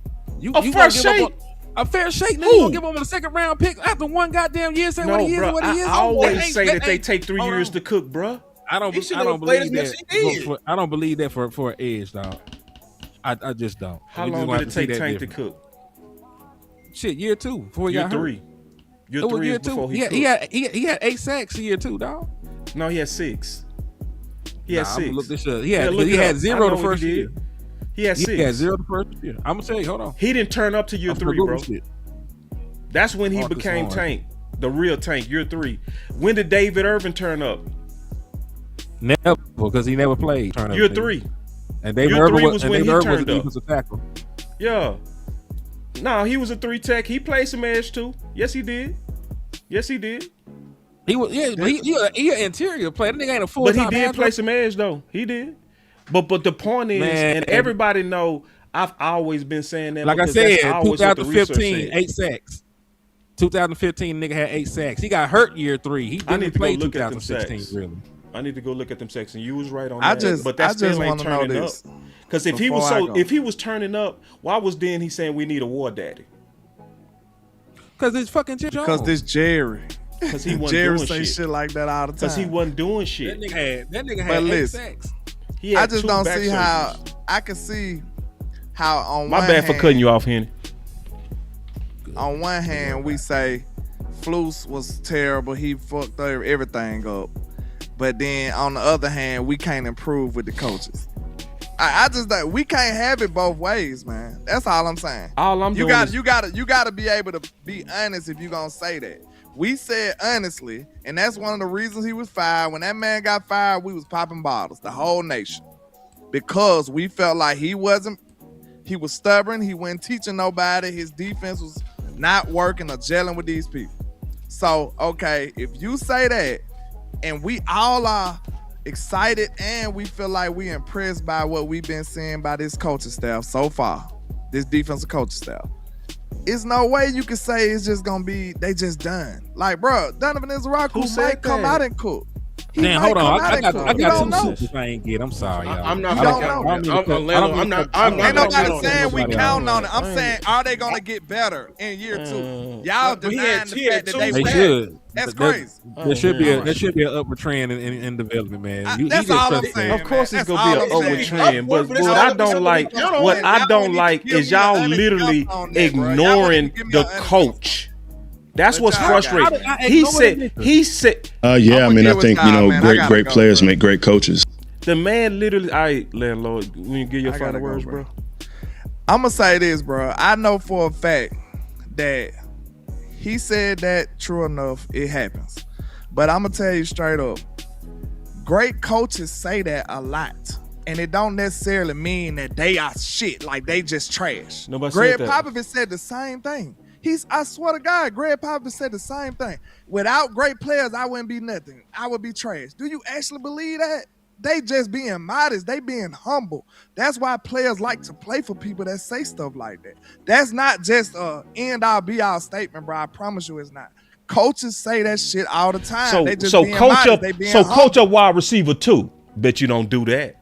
Go coach up Floyd Norton. Go get Floyd Norton, make him your number 2 then. Since coaches, you don't need Pickens. Just get a coach. You don't need Pickens. Get a coach. That'll turn them up. You ain't gonna hear that or you don't, because you want the great player. See, just like you want on offense is what I want on defense, bro. I thought it was a final word, nigga. My bad. What was my bad. I cut you off. My bad. What was he in Pittsburgh? Then he came here and turned up, didn't he? We coached him up. You can say that. He got Dak, man. He got turned up. Hey, them edges gonna have Quentin Williams, nigga. I guarantee you this though. When you tell them, hey, coach up the wide receiver too. Oh no, I can't take that. I can't give them pick 12. I try to give y'all pick 12 and say pick whatever you can go back. You can get I know. Now fuck coaching now. We need talent now. See, now you need talent. See, that's what I be saying, man. Y'all fucking me over, bro. And that's how y'all can get pick 12 because see now talent matter. See now talent matter. When I say, hey coach up wide receiver too, then go take Tolbert and coach him up. Coach him up. Did we not tell you we gonna give you 2 top? Oh, okay. You don't want to hear that now. Coach. It's only so far, coach. You can take you now. I know. I know. That's the only thing we gonna do. We didn't say, okay. You asked me what the talent was on the team. And then we told I just asked you. You cut niggas out too far for a nigga get through the whole damn talking point. You trying to put words in my mouth. Can I finish my statement real quick, man? Man, my fault. Y'all trying to put words in my mouth to say that. That's what I'm saying. Like, we just gonna stick with these guys. That ain't what I asked. I just said, hey, can they get better? That's all I asked. They can. And y'all went to saying, oh, that's what we just gotta stick with them. Y'all putting words in my mouth. I didn't say that. I'm just telling y'all, I don't like this roster that y'all be pushing, bro. I don't like it. I've been saying that. All right, man. I don't like it. And I'm being dead ass honest, bro. I don't like Chubb. Let's give him Chubb. Let's go hype up the dude let's do the committee of defensive end like they did over there at the Blueprint. Is go do what they did at Seattle. That dude had 2 sacks and I love it. Man, fuck that. I ain't trying to hear no goddamn over no dude who got, go look at his film. What? 2 sacks? I ain't trying to hear that shit. For real. I'm just sick of that, bro. We need resources on the D. I'm sick of that. I'm sick of it. I really am. But when it comes down to the offense, they pay everybody and they get everything. And that's true. I did not lie. They pay everybody and they get everything. They paid the fullback, the tight end. They paid everybody. They finna give them 2 Lamborghinis. Oh yeah, and then they say we gotta have all of this, dude. We can't miss none of this. We gotta have every bit of this. Now we go give y'all scraps and say coach that shit up. Oh, man, because that's not how it works, man. We can't turn this water into wine. Like basically what he said, he needs fucking playmakers. That's what he said. That's what he's saying. Because when scheme schemes, you know what take over is playmakers, man. We can get top shelf without Crosby, Troy. Can you put me a top shelf as a suggestion? Because no, he asked a question. He asked the question. Oh, can we? No. He asked the question. He ain't tripping. No, he didn't. He said we can't. Oh yeah, he is making a statement. Get his ass. No, that's what I'm saying. Like, because Boss got all my emotion right now. I'm done arguing with y'all. For real. I'm giving my 2 cents online, and I'm bagging out because y'all are not making any football sense anymore. Name the top shelf. Name the top shelf. Because here's my thing. The reason why I'm not okay with your playing last year because we already did it before. Right. You're going to tell me, Chubb had 8.5. Fowler had 11.5. What the fuck are you talking about? And he had Micah. He literally had 11.5 with fucking Commanders. And you mentioning it, we're over here making videos on fucking two sack, talking about, oh, if we don't have Max, this is a great, ain't no great consolation. No, hey, listen, I want to be clear. It's not just Crosby I'm pushing for, bro. I want a great, find me, look, y'all. I want some resources on the D, dog. Some serious outside of just the DTs, please. Please. And somebody say no to Crosby, that's fine. Y'all can say no to Crosby, that's fine. That's fine. That's fine. You ain't found me no one else yet. I need something else though. Damn it! Like I don't want her just know when is we gonna get yes on D? What are we gonna get yes on? Oh, draft.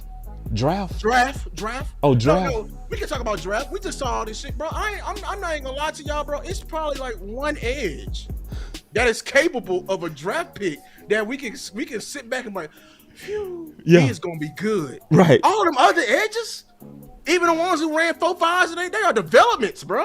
Huge developments. I'm gonna say it right now. Y'all gonna over here talking about, oh, we can just draft old dude from Texas Tech. That nigga can't, bro, he is a third down edge only. I seen his ass on first and second game. I don't want we don't need no more third down edges. We got James Houston. Nigga, we got James Houston. I need a 4-3 down edge. Because, bro, you know why I've been having this shit pit in all week. I'm me too. I've been mad. I'm in my house now and I can yell now. Man, having me fuck up, man. Cause y'all the same ones over here talking about, oh, coach of the defense, but then bitching and complaining, fighting us on RB2 during the season when we wanted another running back next to Javonte to save the defense. Y'all asses like, we don't need another running back. We need an edge. Where's that same energy now? Yeah, and shout out to my boy Landlord, man. I apologize, man. Like, cause I was honest, bro. Lou, I was honest. Like, as soon as my boy Hen came in, he asked me straight up. He said, "How you doing?" I said, "Honestly, bro, I'm frustrated." And he was like, "What's up, bro?" And I was like, I'm hating the ideas. That's all. You know what I mean? I'm hating that it feel like, and I'm just being honest, and it could be my emotions. I'm being all the way honest on that too. You know what I mean? No, you're not emotional. Y'all intentions are not pure. Pure. It's not. Y'all intentions are not pure. Cause see, it's just funny to me how, you know, when it comes down to the defense, oh, we got you some coaches. But when it comes to the offense, they got everything and they saying, and we ain't giving up nothing. We got Lambos over here. We got Ferraris. We got quarterbacks that's worth 60. We got all of that. And we just over, can we get Trey? Can we get Crosby? Nah, we gonna get you Chubb. Be like, man, fuck you, man. And he's supposed to come over here, and not even that. Like, I'm not even mad at Chubb coming over here and being a rotational piece. Y'all want to come over here and legit tell me that he can lead off this fucking room. See, I've been saying it all day. I told Elp that. I'm dead ass. I've been having a bad day, bro, because I be hating this, bro. It pisses me off. It really messes up my day. Yeah, I've been having to watch stand-up comedies and watch comedy. I need to go to church. I need to do something, bro. Because I had to get off Twitter because it's aggravating, bro. It's aggravating.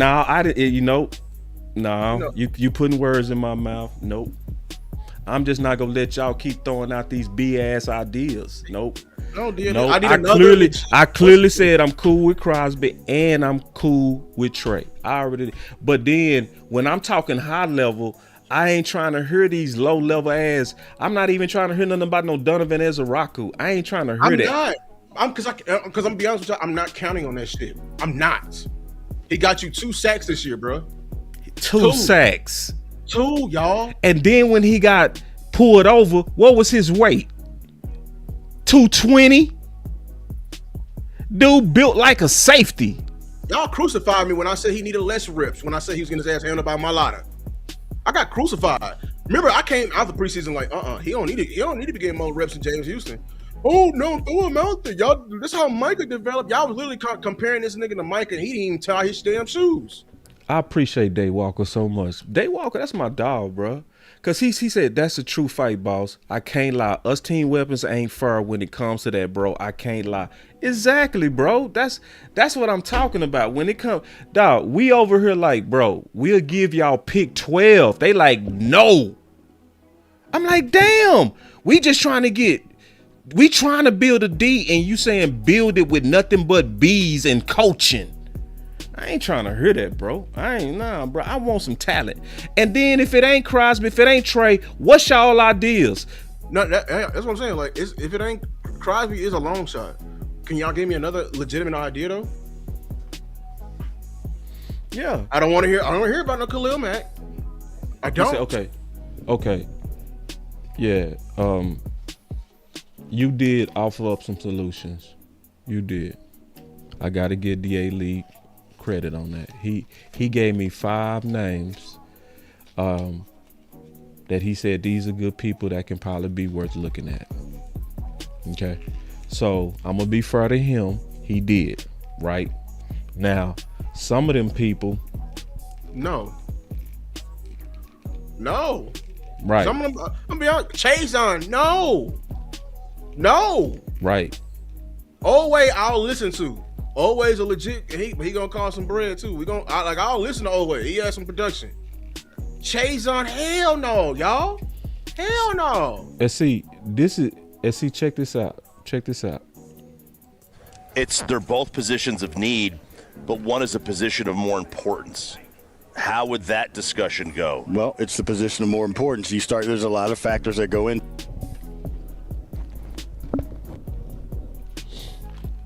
What did he just say? The position of most important is what you go with all the time? Yes. Okay. Mm-hmm. You got Clayton Adams clip?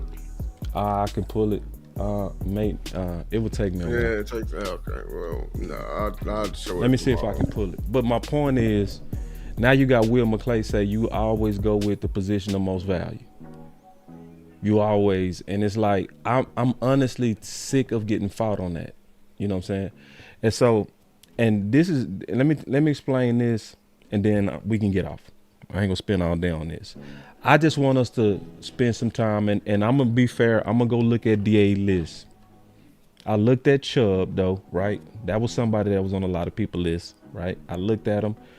I did like the sacks we saw from old boy out of Pittsburgh. I did like that. They ain't finna let him go. They finna get ready to pay him. Yeah, I'm just saying we did look at some. My point, you know what I'm saying? Yeah, Nick Bosa. No, it's not even Nick Bosa. It's Joey Bosa. A big fuck no. Hell no. Old ass Joe. Old ass Joe. Hell no, y'all. Did y'all not see him? Did y'all not be seeing these people, or y'all be like, hey, y'all going off name value? We're asking it. I want somebody to lead off this room. And I'm gonna be honest with you, the reason why I'm even more what's name, because now they even contemplating not even bringing about Clowney, which means that the coaches are talking about what we talking about. They need somebody with some more impact. If they're not gonna bring back the vet who had the most production of everybody in here, what does that say to you? I don't like it. I just don't. And it's like, we want great players too on defense. That's all I'm gonna keep saying. So this is my whole point of me playing that clip, right? Is when he say you always go with the position that's most valuable. He said always, right? This is why if you go pitch, because this is just fair to us. This is just fair to us. If you go pitch, we gotta have Pickens. It should be because edge is more valuable as a position, and which I don't hear from y'all, one of them dope edges. It should be no less than Trey or no less than Crosby. I like this name though, T-Church. You're right. Kevon Thibodeau. That we need to look at him because he actually. And I'll take a look. And he's in a loaded room. He's in a loaded room. Yeah, I'll take a look and see. And I'm giving y'all, but this is what I'm saying to y'all, and this is what I'm not getting from now, and this is what's frustrating me. It's not Crosby or nothing. it should be based on what Will McClay said. We need to have Pickens and Trey, or Pickens and Crosby, period. We need great players on D2. That's my point. And I'm honestly sick of having all this on the offense. The greatest kicker, the greatest quarterback, 2 great receivers, the greatest offensive line, 15 first rounders on the offensive line. You just paid your back first. Defense corner got an ACL and shit. The other one got a foot injury. We over here still talking about Donovan Wilson. Linebacker got cut. Your linebacker got cut for the running back.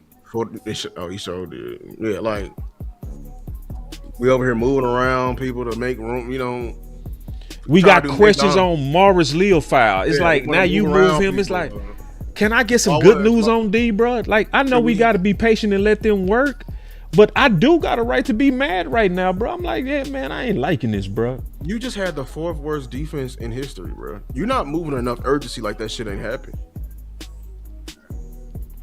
Yeah, Cowboy Nation is he said Henny and Lou been saying we can have both. I've been listening. Y'all ain't been listening. The chances of that happening is low. And that's not even the point about you can have. What are y'all pushing for though, Eugene? Y'all ain't pushing for both. You know. Y'all pushing for one. And that's what's pissing me off. It's Pickens or nothing. Or Pickens or B-rated ass edges. I ain't trying to hear that shit. Dollar Tree ass shit. I ain't with it. Dead ass honest on that. Oh man, they gonna coach up Donovan Ezeraku, man. I ain't trying to hear that shit. Do that 2 sacks, bro. I ain't trying to hear that shit. We try for a guy here. Yeah, the thing is, y'all like, oh, now we got BT Jordan. He's a pass rushing guru, so we finna get 10. We gonna get 20 sacks out of it, right? But like, no, like all these teachers, they want good students too, man. That's what makes them good. You know how BT Jordan got on the map? Because his first client was fucking Max Crosby. I like this question right here. He say, boss, how you know that's who I knew DC won't? Cause see, I'm looking at y'all list. Y'all don't be pushing for the top on DE or mid. Man, shit, if you was pushing for the top, man, get the fuck out of here. Y'all ain't pushing for the top. Because you know who at the top right now, the free agent list? Trey Henderson. And y'all ain't pushing for him. I ain't trying to hear that. And whoever is pushing that Revis, they both fit. They both can play 3-4. Boys ain't pushing for the top. Boys is pushing B's. I see what Cat's pushing out here, man. That's that man. Nah, bro. If you ain't talking Trey or Crosby, you is not pushing for the top. I ain't hearing it. So hold on real quick. He said, boss, how you know that's who I knew DC want? Crosby or Trey may not fit. Well, I'm being dead ass honest with you. We actually did a film comparison on here, and we looked at both of them, and we know that they both fit because we saw them do 3-4 things on the film, identified and showed it on the film. Drive. Yeah, on the very first. You can see they doing 3-4 things on the first 4 plays, sir. Like for real. And we already did a film breakdown on that, sir. And he moving better. And I'm talking about Trey as well as Crosby, bro. Both of them. And this is all I'm saying, y'all. Forgive my frustration, bro, because I am passionate. I told Henny that before the show, and I was just dead ass honest with him. I said, this is what's going on, and I'm just being authentically real about this. Whenever you in the off season and you start putting in a bunch of work, you believe in the work that you're doing, and it does become emotional because you believe this is the path to win it. You see what I'm saying? And when you see or seem like we going in the opposite, it can frustrate you. Just like my boy Hen, right? Shout out to Hen. When he felt like we was going in the wrong direction when we picked Booker, he walked off the draft show because he really believed in Matthew Golden. So that's the emotions of the offseason, and I'm trying to make sure I don't get caught in just like, you know, the emotions of this. But it's also frustrating because I'm also clearly seeing the pattern. It's like it's a clear pattern to me that it's super top shelf offense on everything. We want everything. We want Lambos over there, and y'all, we like, hey, we'll give y'all a Camry. It's like, bro, that shit ain't right, bro. Like, and I'm just being all the way right, like real about that. And I be seeing these proposals. It's like, who starts low? Like, who does what? See, what does David Mulugeta go do when he talk to Jerry Lou? Is he go come in there and say, hey man, we'll just go ahead and give you what you want, 34? No, he gonna start high. So people be like, boss, why you starting at the top? Shit, that's what I supposed to do. The defense was so bad. Start high, and then if they come down and it end up being Trey, okay, I'm cool with that. But that's why I'm always starting with the best. I'm starting with the very best, Crosby first, and then it's like after that, then and shit, like I'm saying, bro, like if you try, man, you never go in the club and pick the ugliest one first. You never do that. You supposed to shoot high. And then your coach over here talking, and then this supposed to be he just talking. He said it 3 times. I think that whenever you form a defensive structure, it's about the players that you have. He said it 3 times. It's all about the players that you have. Yeah, I mean, I think, great players make great coaches. I think that whenever you form a defensive structure, it's about the players that you have. You definitely have a mentality as a play caller, but I think that it's still going to be designed around the players that you have. Damn, he said it 3 times. And you know how I know we are right and we on the head, and y'all, like, there is a right or wrong to this? Look at his previous coaching jobs. Where did he come from? He came from Philly. What was he coaching? The back end. The back end has talent. Quinyon and Cooper DeJean, and they got talent up front. Eagles had a talented defense. Where did he coach before that? Denver. Denver had talent. They didn't just say we could coach up these. They had talent too. All right, so. And this is DA Lee. Just be honest, is this fair, bro? Just think about what you're saying. But we still have to be realistic on how Dollar Bill Jones handles the money here. But y'all ain't doing that with Pickens. Y'all like, I don't give a damn on what you say, Dollar Tree. You still fighting for what you want over there. But then when it comes to the defense, you know how he is, boss. You know he cheap, boss. You got to start with the low offers. Because, y'all not doing that over there. That's my whole point, bro. Just don't bring up Pickens if you ain't bringing up Trey and Crosby. I just don't think that's right. I don't. I'm not interested in presenting Dollar Trees and Marshalls on the defense, but then it's top shelf steak and filet mignon on the offense. It's like, nah, bro. It rubbed me wrong. It goes against the common sense and traditions of winning championships. It's like we breaking all the common sense rules of football 101. So you heard Will McClay say himself. And see, I'm compromising with y'all now because I've always been saying I don't believe you can do both. I don't think you. Hold on, Lou. I ain't know, because you know what? Because then they go pick Pickens. Now, fuck that. I'm gonna go ahead and go with they plan. If y'all say the cap is a myth, well, shit, I need to see y'all act like the cap is a myth and push both. Then, damn it, because I'm not seeing that. Because see, they not acting like a cap is a myth. See, they act like the cap is a myth when it's time to pay Pickens. Yes. But when it's time to play Aubrey, they put their foot down. And when it come down to the defensive end, it's like, we can't do that, boss. We got to be realistic. Oh, what? No, because it ain't no realism when it comes to pay Pickens. It's pay him whatever he want. Exactly. Nah, bro, like, it's just not right. It's not common sense. Like, you heard Will McClay say himself, you always pick the most valuable. He said always. So all I want, it's a simple ask and it's fair to me. It's fair. Don't lobby for Pickens and then try to feed us bees. Lobby for both. That's fair to me. If you go push Pickens, it's fair to me to pitch and push for Crosby and Trey. Shout out to him, because at least that's what he been doing. That's at least what he been doing. Whether we believe it can be done or not, I at least want to see us pushing for great players on the defense. That's all I'm saying. Yeah, and then DLE was saying like, the Eagles, they drafted all their players. Well, I mean, just because we got to replicate their defense by having just draft picks, because at the same time, that same Eagles defense, man, they won a Super Bowl in 2024 and turned around not even months later and was going to literally sell their best player for Micah Parsons. And that's not true. They didn't draft all their players. They didn't. They put a lot of resources on their defense. Free agent resources. Nick Bond. Yeah, they went and got Nick Bond. That was a deal, but it was more than him. Remember the first Super Bowl they went to that they lost? They had Hassan Reddick. They paid for Reddick, bro. Then when they did draft that dude Jordan Davis, he wasn't working out. They went and got Sue.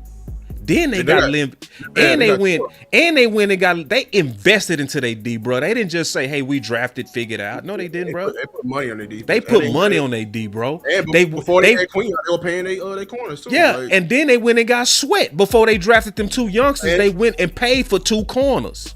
And stole Bradbury from our rivals. Yeah, they paid for the safety too. They paid for the whole goddamn thing, bro. Oh damn, they bought Darius Slay, paid him top corner money. And they brought Where did Sweat come from? Was he drafted, or did they pick him up out of free agency? I don't know. I gotta look. I bet you he was picked up in free agency because I don't remember them drafting Sweat. I remember them drafting old boy out of Georgia, Smith. So no, they put money on that D dog. Hell no, they put money on that. I did mention Dijon because I was mentioning that he wants to play. He wants to coach good players.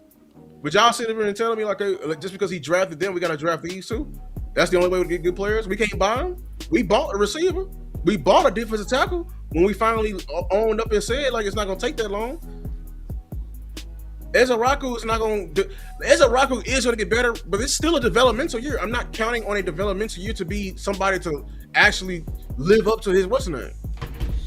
All we saying though, bro, without just like this is all we saying. We want to see that same energy that we have for Pickens on the defense too. And if we being fair, it's not. If we being honest, see, Daywalker Vaughn, he was honest. He was like, bro, that's fair, bro. Like, and that's all I'm asking is if we go fight, let's just not fight for one side. That's all I'm asking, bro.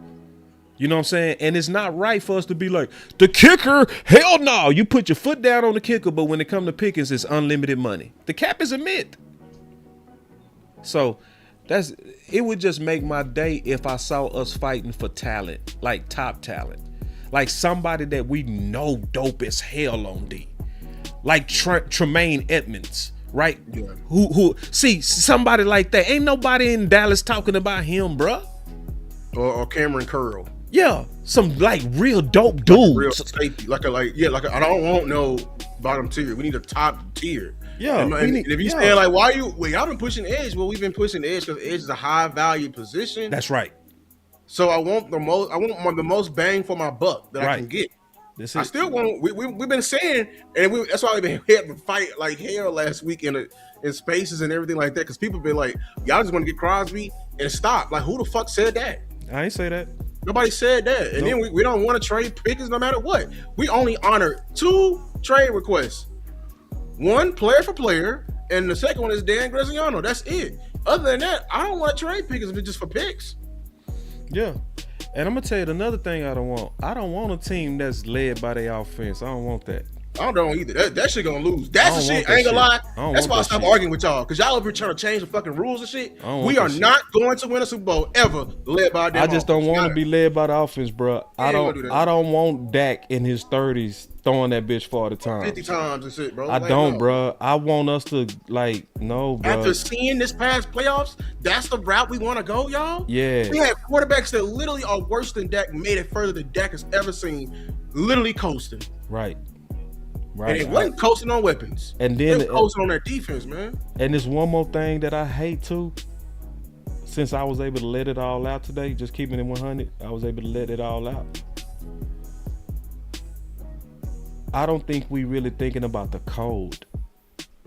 We're not thinking championship football. We're not. Yeah, it's not. It's like, bro, the style of football team that we not trying to build, it doesn't sound like it's ready for the playoffs.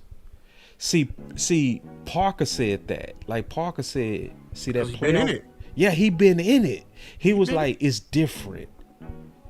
You know what I'm saying? And I'm not hearing the fans preparing us for winter. It's like we out here with tank tops, and it's like winter is really coming, bro. Where our coats at? Where's the running game? Where is the stuff that travels in the cold? I'm not hearing no focus on building a team that's ready for the cold. I'm hearing a team that's ready for the summer. The spring. In the spring. I'm just being all the way honest, bro. And then that's why I'm over here frustrated. Like, dog, this don't sound like championship building to me.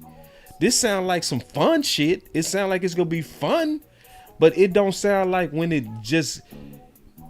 It's just when it get ugly, man. When it get ugly. And I'm telling you right now, like, it ain't no if. It's a win, man. That shit is a guarantee. It got ugly during the season. Yeah. But we ignore it. Yeah. Listen, and I'm just giving y'all my concerns, man, out of love, bro. And I'm just being all the way honest. This is why I've been frustrated. It's like, aim hound, D. That's all I'm gonna continue to say, man. You know what I'm saying? Yeah. He said Jersey had enough snow, fellas. It's snowing up there, big dog. Yeah, they still in the snow. I heard it. Yeah. I heard it.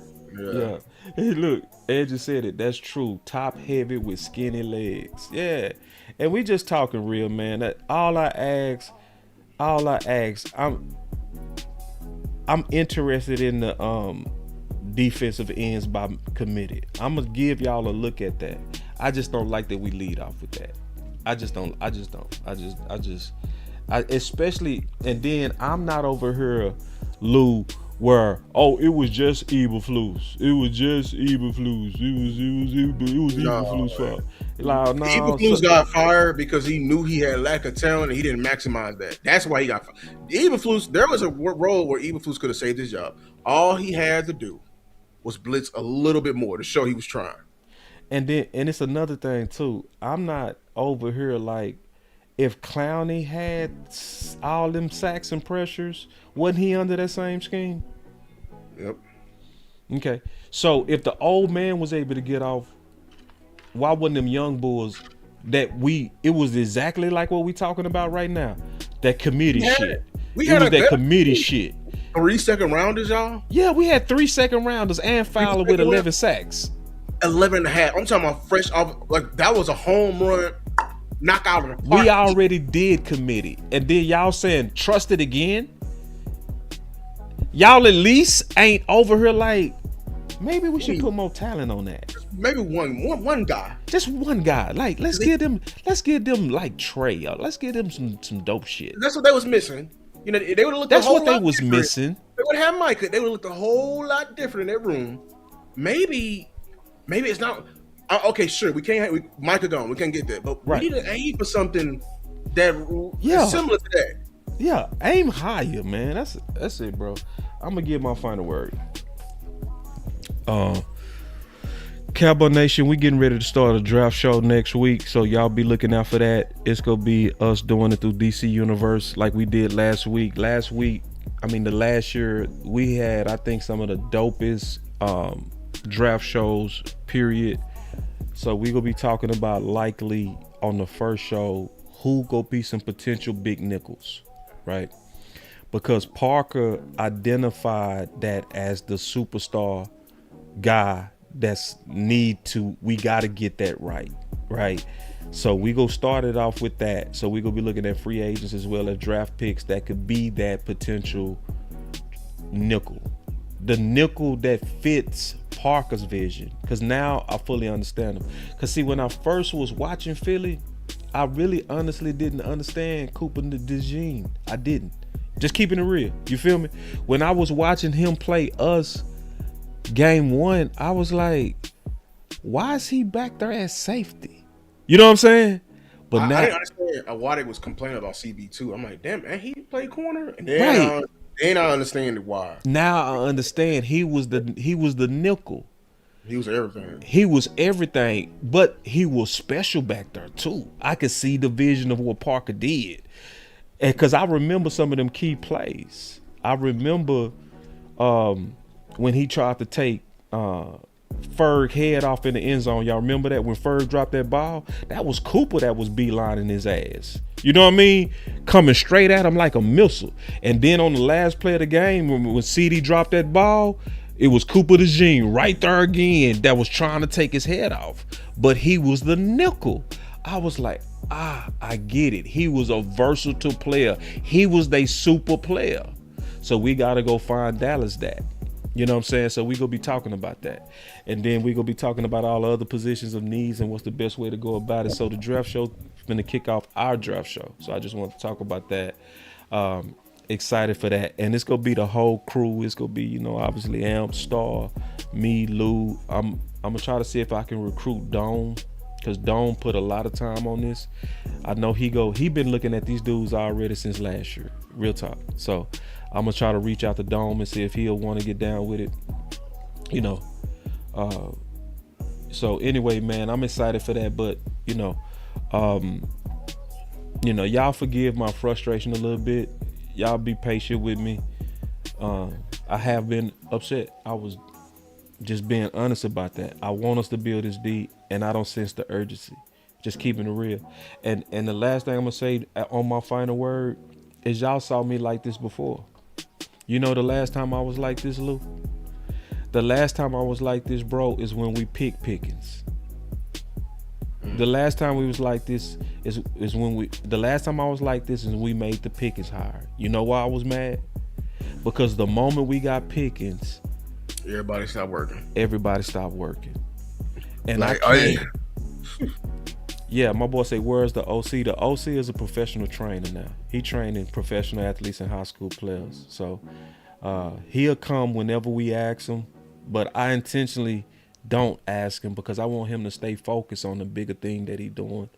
I want him to continue to live out his dream of being able to train these professional athletes. So the OC will come anytime I ask him. We can do the final word whenever we say. But, you know, I want to retool it. I don't want to come back with the same old final word. I want to come back with a better final word. And I haven't retooled it yet. But just to go back to what I was saying, that's why I was upset, Lou. You know what I mean? Yeah. Because we got Pickens, and then I came on her, and I came on Boss Land and said it. I told Henny and Land this. I said, hey, bro, I'm pissed. And he was like, what's up? Because, you know, they're my dogs. They was like, damn, man, why you mad, bro? And I was like, damn, bro, look at how all the energy changed. We was all fighting for wide receiver 2. As soon as we got it, it's like people was like, all right, we done. It's like, nah, bro. We still had to get one tech. We had a lot of stuff to work on. You know what I'm saying? And Henny said, you right. And then he started the campaign, Respect One Tech. You know what I mean? And then we got to work. You know what I mean? I'm upset because I'm feeling our energy and I don't like it. You know what I'm saying?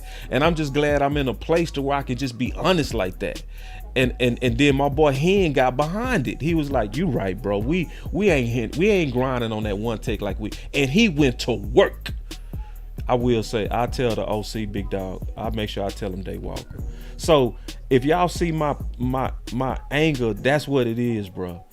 Is I want us to focus on the D with the same intensity that we focus on wide receiver 2.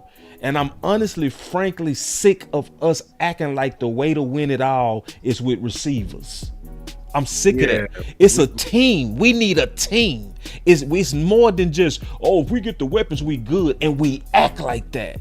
I'm afraid that we go sign Pickens and people go do the same shit, Lou. I'm certain we go do that. We go fucking sign Pickens and everybody go say, we going to the Super Bowl. I'm so happy now. Now I can celebrate. No, the fuck you can't. Ain't no time to celebrate. The fuck we doing, man? Fucking get to work. That's my final word. Yeah, my final words is I'm gonna stay calm. I just want to ask y'all, if the offense was literally so bad that it was the fourth worst offense in history, like what would your attitude be different about the offense? If your answer is yes, you should be ashamed. I'm an offensive YouTuber. I'm an offensive line guy, man. Draft tackle, whoa. You know what I'm saying? But at the same time, bro, like, bro, that's another thing why I stopped arguing. Y'all started changing the rules. Like, bro, yeah, I play offense, but shit, we can score points. But dog, if we don't have a defense, we don't have a chance. That's right.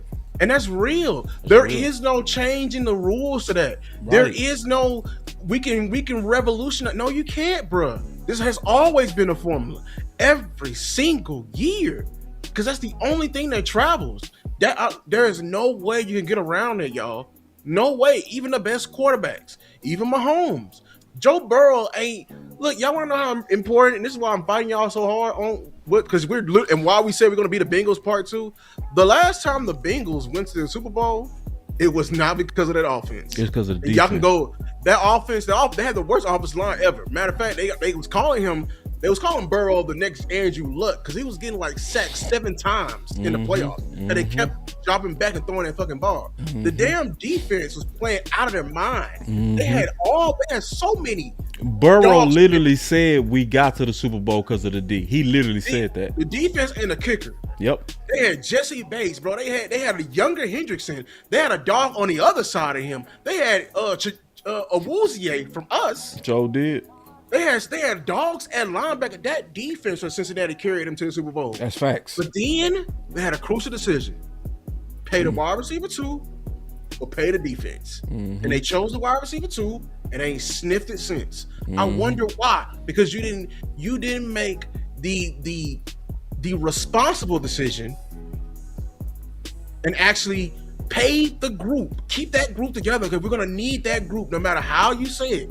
We're gonna need that group to go to where we're trying to get to.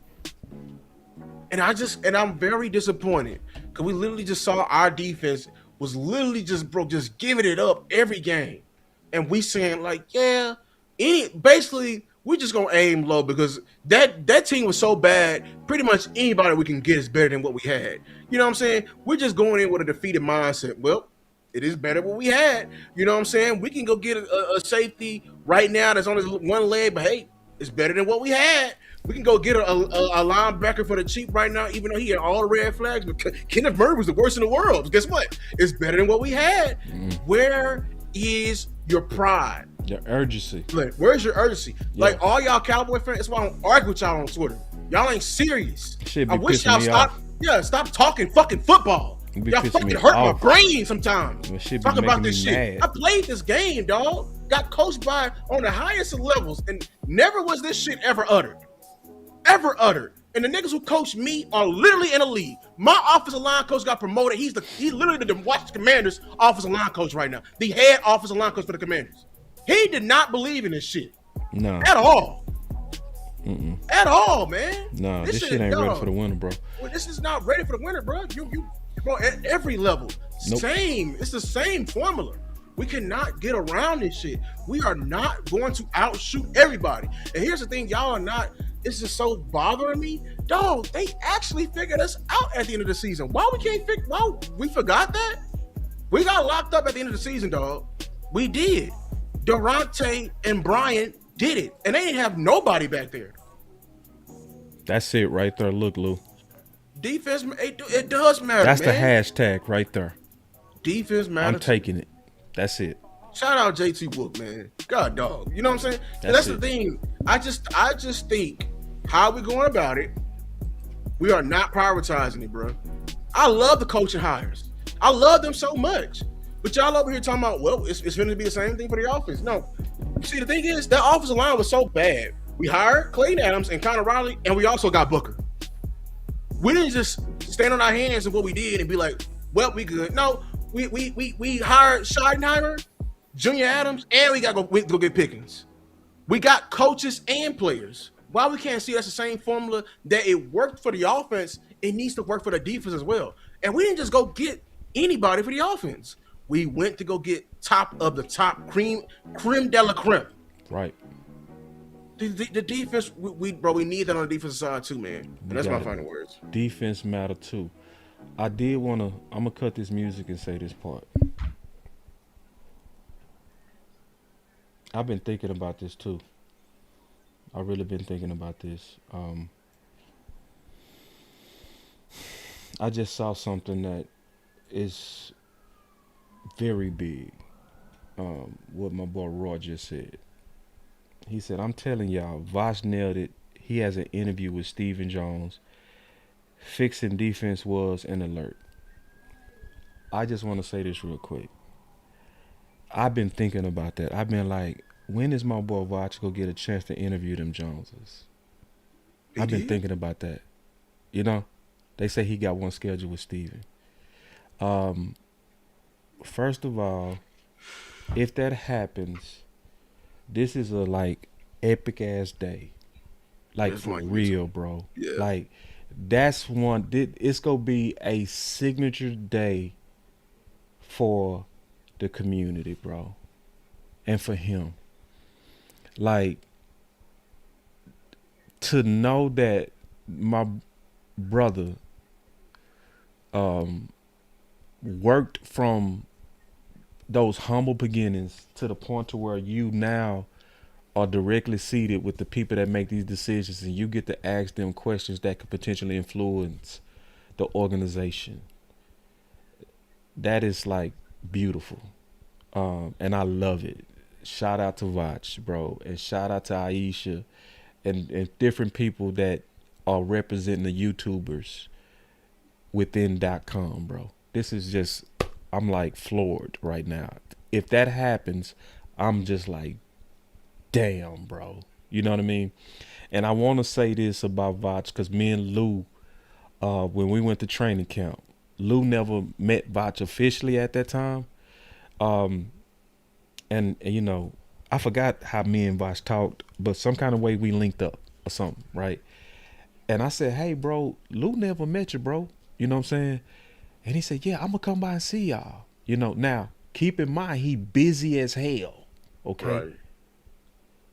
They say it's a recorded interview. Either way, I don't care if it's recorded or live. I just care that he did it, bro. But that's why I wanted to cut the music. And I was on my way. I had a little mama with me that had me late, right? And I hit up Vach. I said, hey, bro, I ain't going to be able to make it, but Lou go be up there. You know what I'm saying? And when I walked in, Vach was sitting there chopping it up with him. You know what I'm saying? Busy as hell.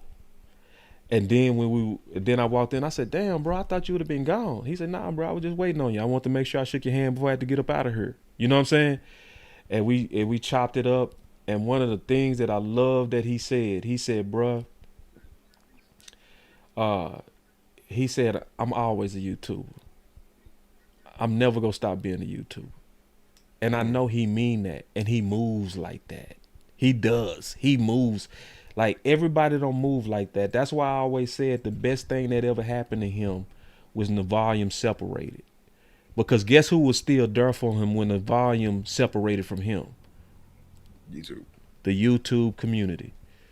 His supporters still carried him as he was now starting to bridge into a new opportunity with .com. And one of the biggest honors, and I'm just keeping it real, bro. I'm keeping it real. Is when we was doing the draft show last year, and Vach was watching us. He told us. He said when he was off the air, because when he was off air, they was rotating segments. He said had us on the phone. He was watching us on the phone as he was in the palace. See, that's how much you know he's still one of us. You feel what I'm saying? That even, you know how many people would have forgot about everybody in YouTube sitting where he is? And he's sitting at the highest seat and he was watching us. And he kept up with everything. Because then when I talked to him that week, he said, boy, Star was slapping your ass, boss. He said, boy, Star was slapping your ass. And it like he was watching. So I just want to say that, man. Shout out to him. Shout out to Aisha, because she was the first. He was the second. Mm-hmm. But I just wanted to cut the music and just kind of respect that, even if it's a pre-recorded interview, this is a pivotal moment for the space. It's something that deserves silence and recognition for the hard work of the whole community and the people that still believing and dreaming, right? You know? So I just want to say that, bro. Just shout out to the whole community. And listen, more and more they know who you are.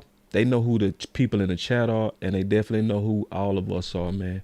So we go keep working, man. Everybody clearly sees now that our voice matter. But into the next live or into the next show, we out. You know what I forgot to do? Read the ad. Forgot to read the damn ad. So I'm going to throw on the music, though, for that.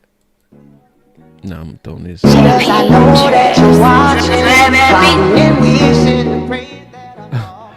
Go for a hair mirror on your sleeper picks and win up to 100 times your money. Use promo code BCS and Sleeper will 100% match your first deposit up to $100 instantly, man. Shout out to everybody, landlord. Y'all forgive your boy for going crazy, but that's the ad read, man. We are up out this thing. Y'all take it easy, man. We out. Shout out my haters. I know that you watching. Shout out my haters. I know that you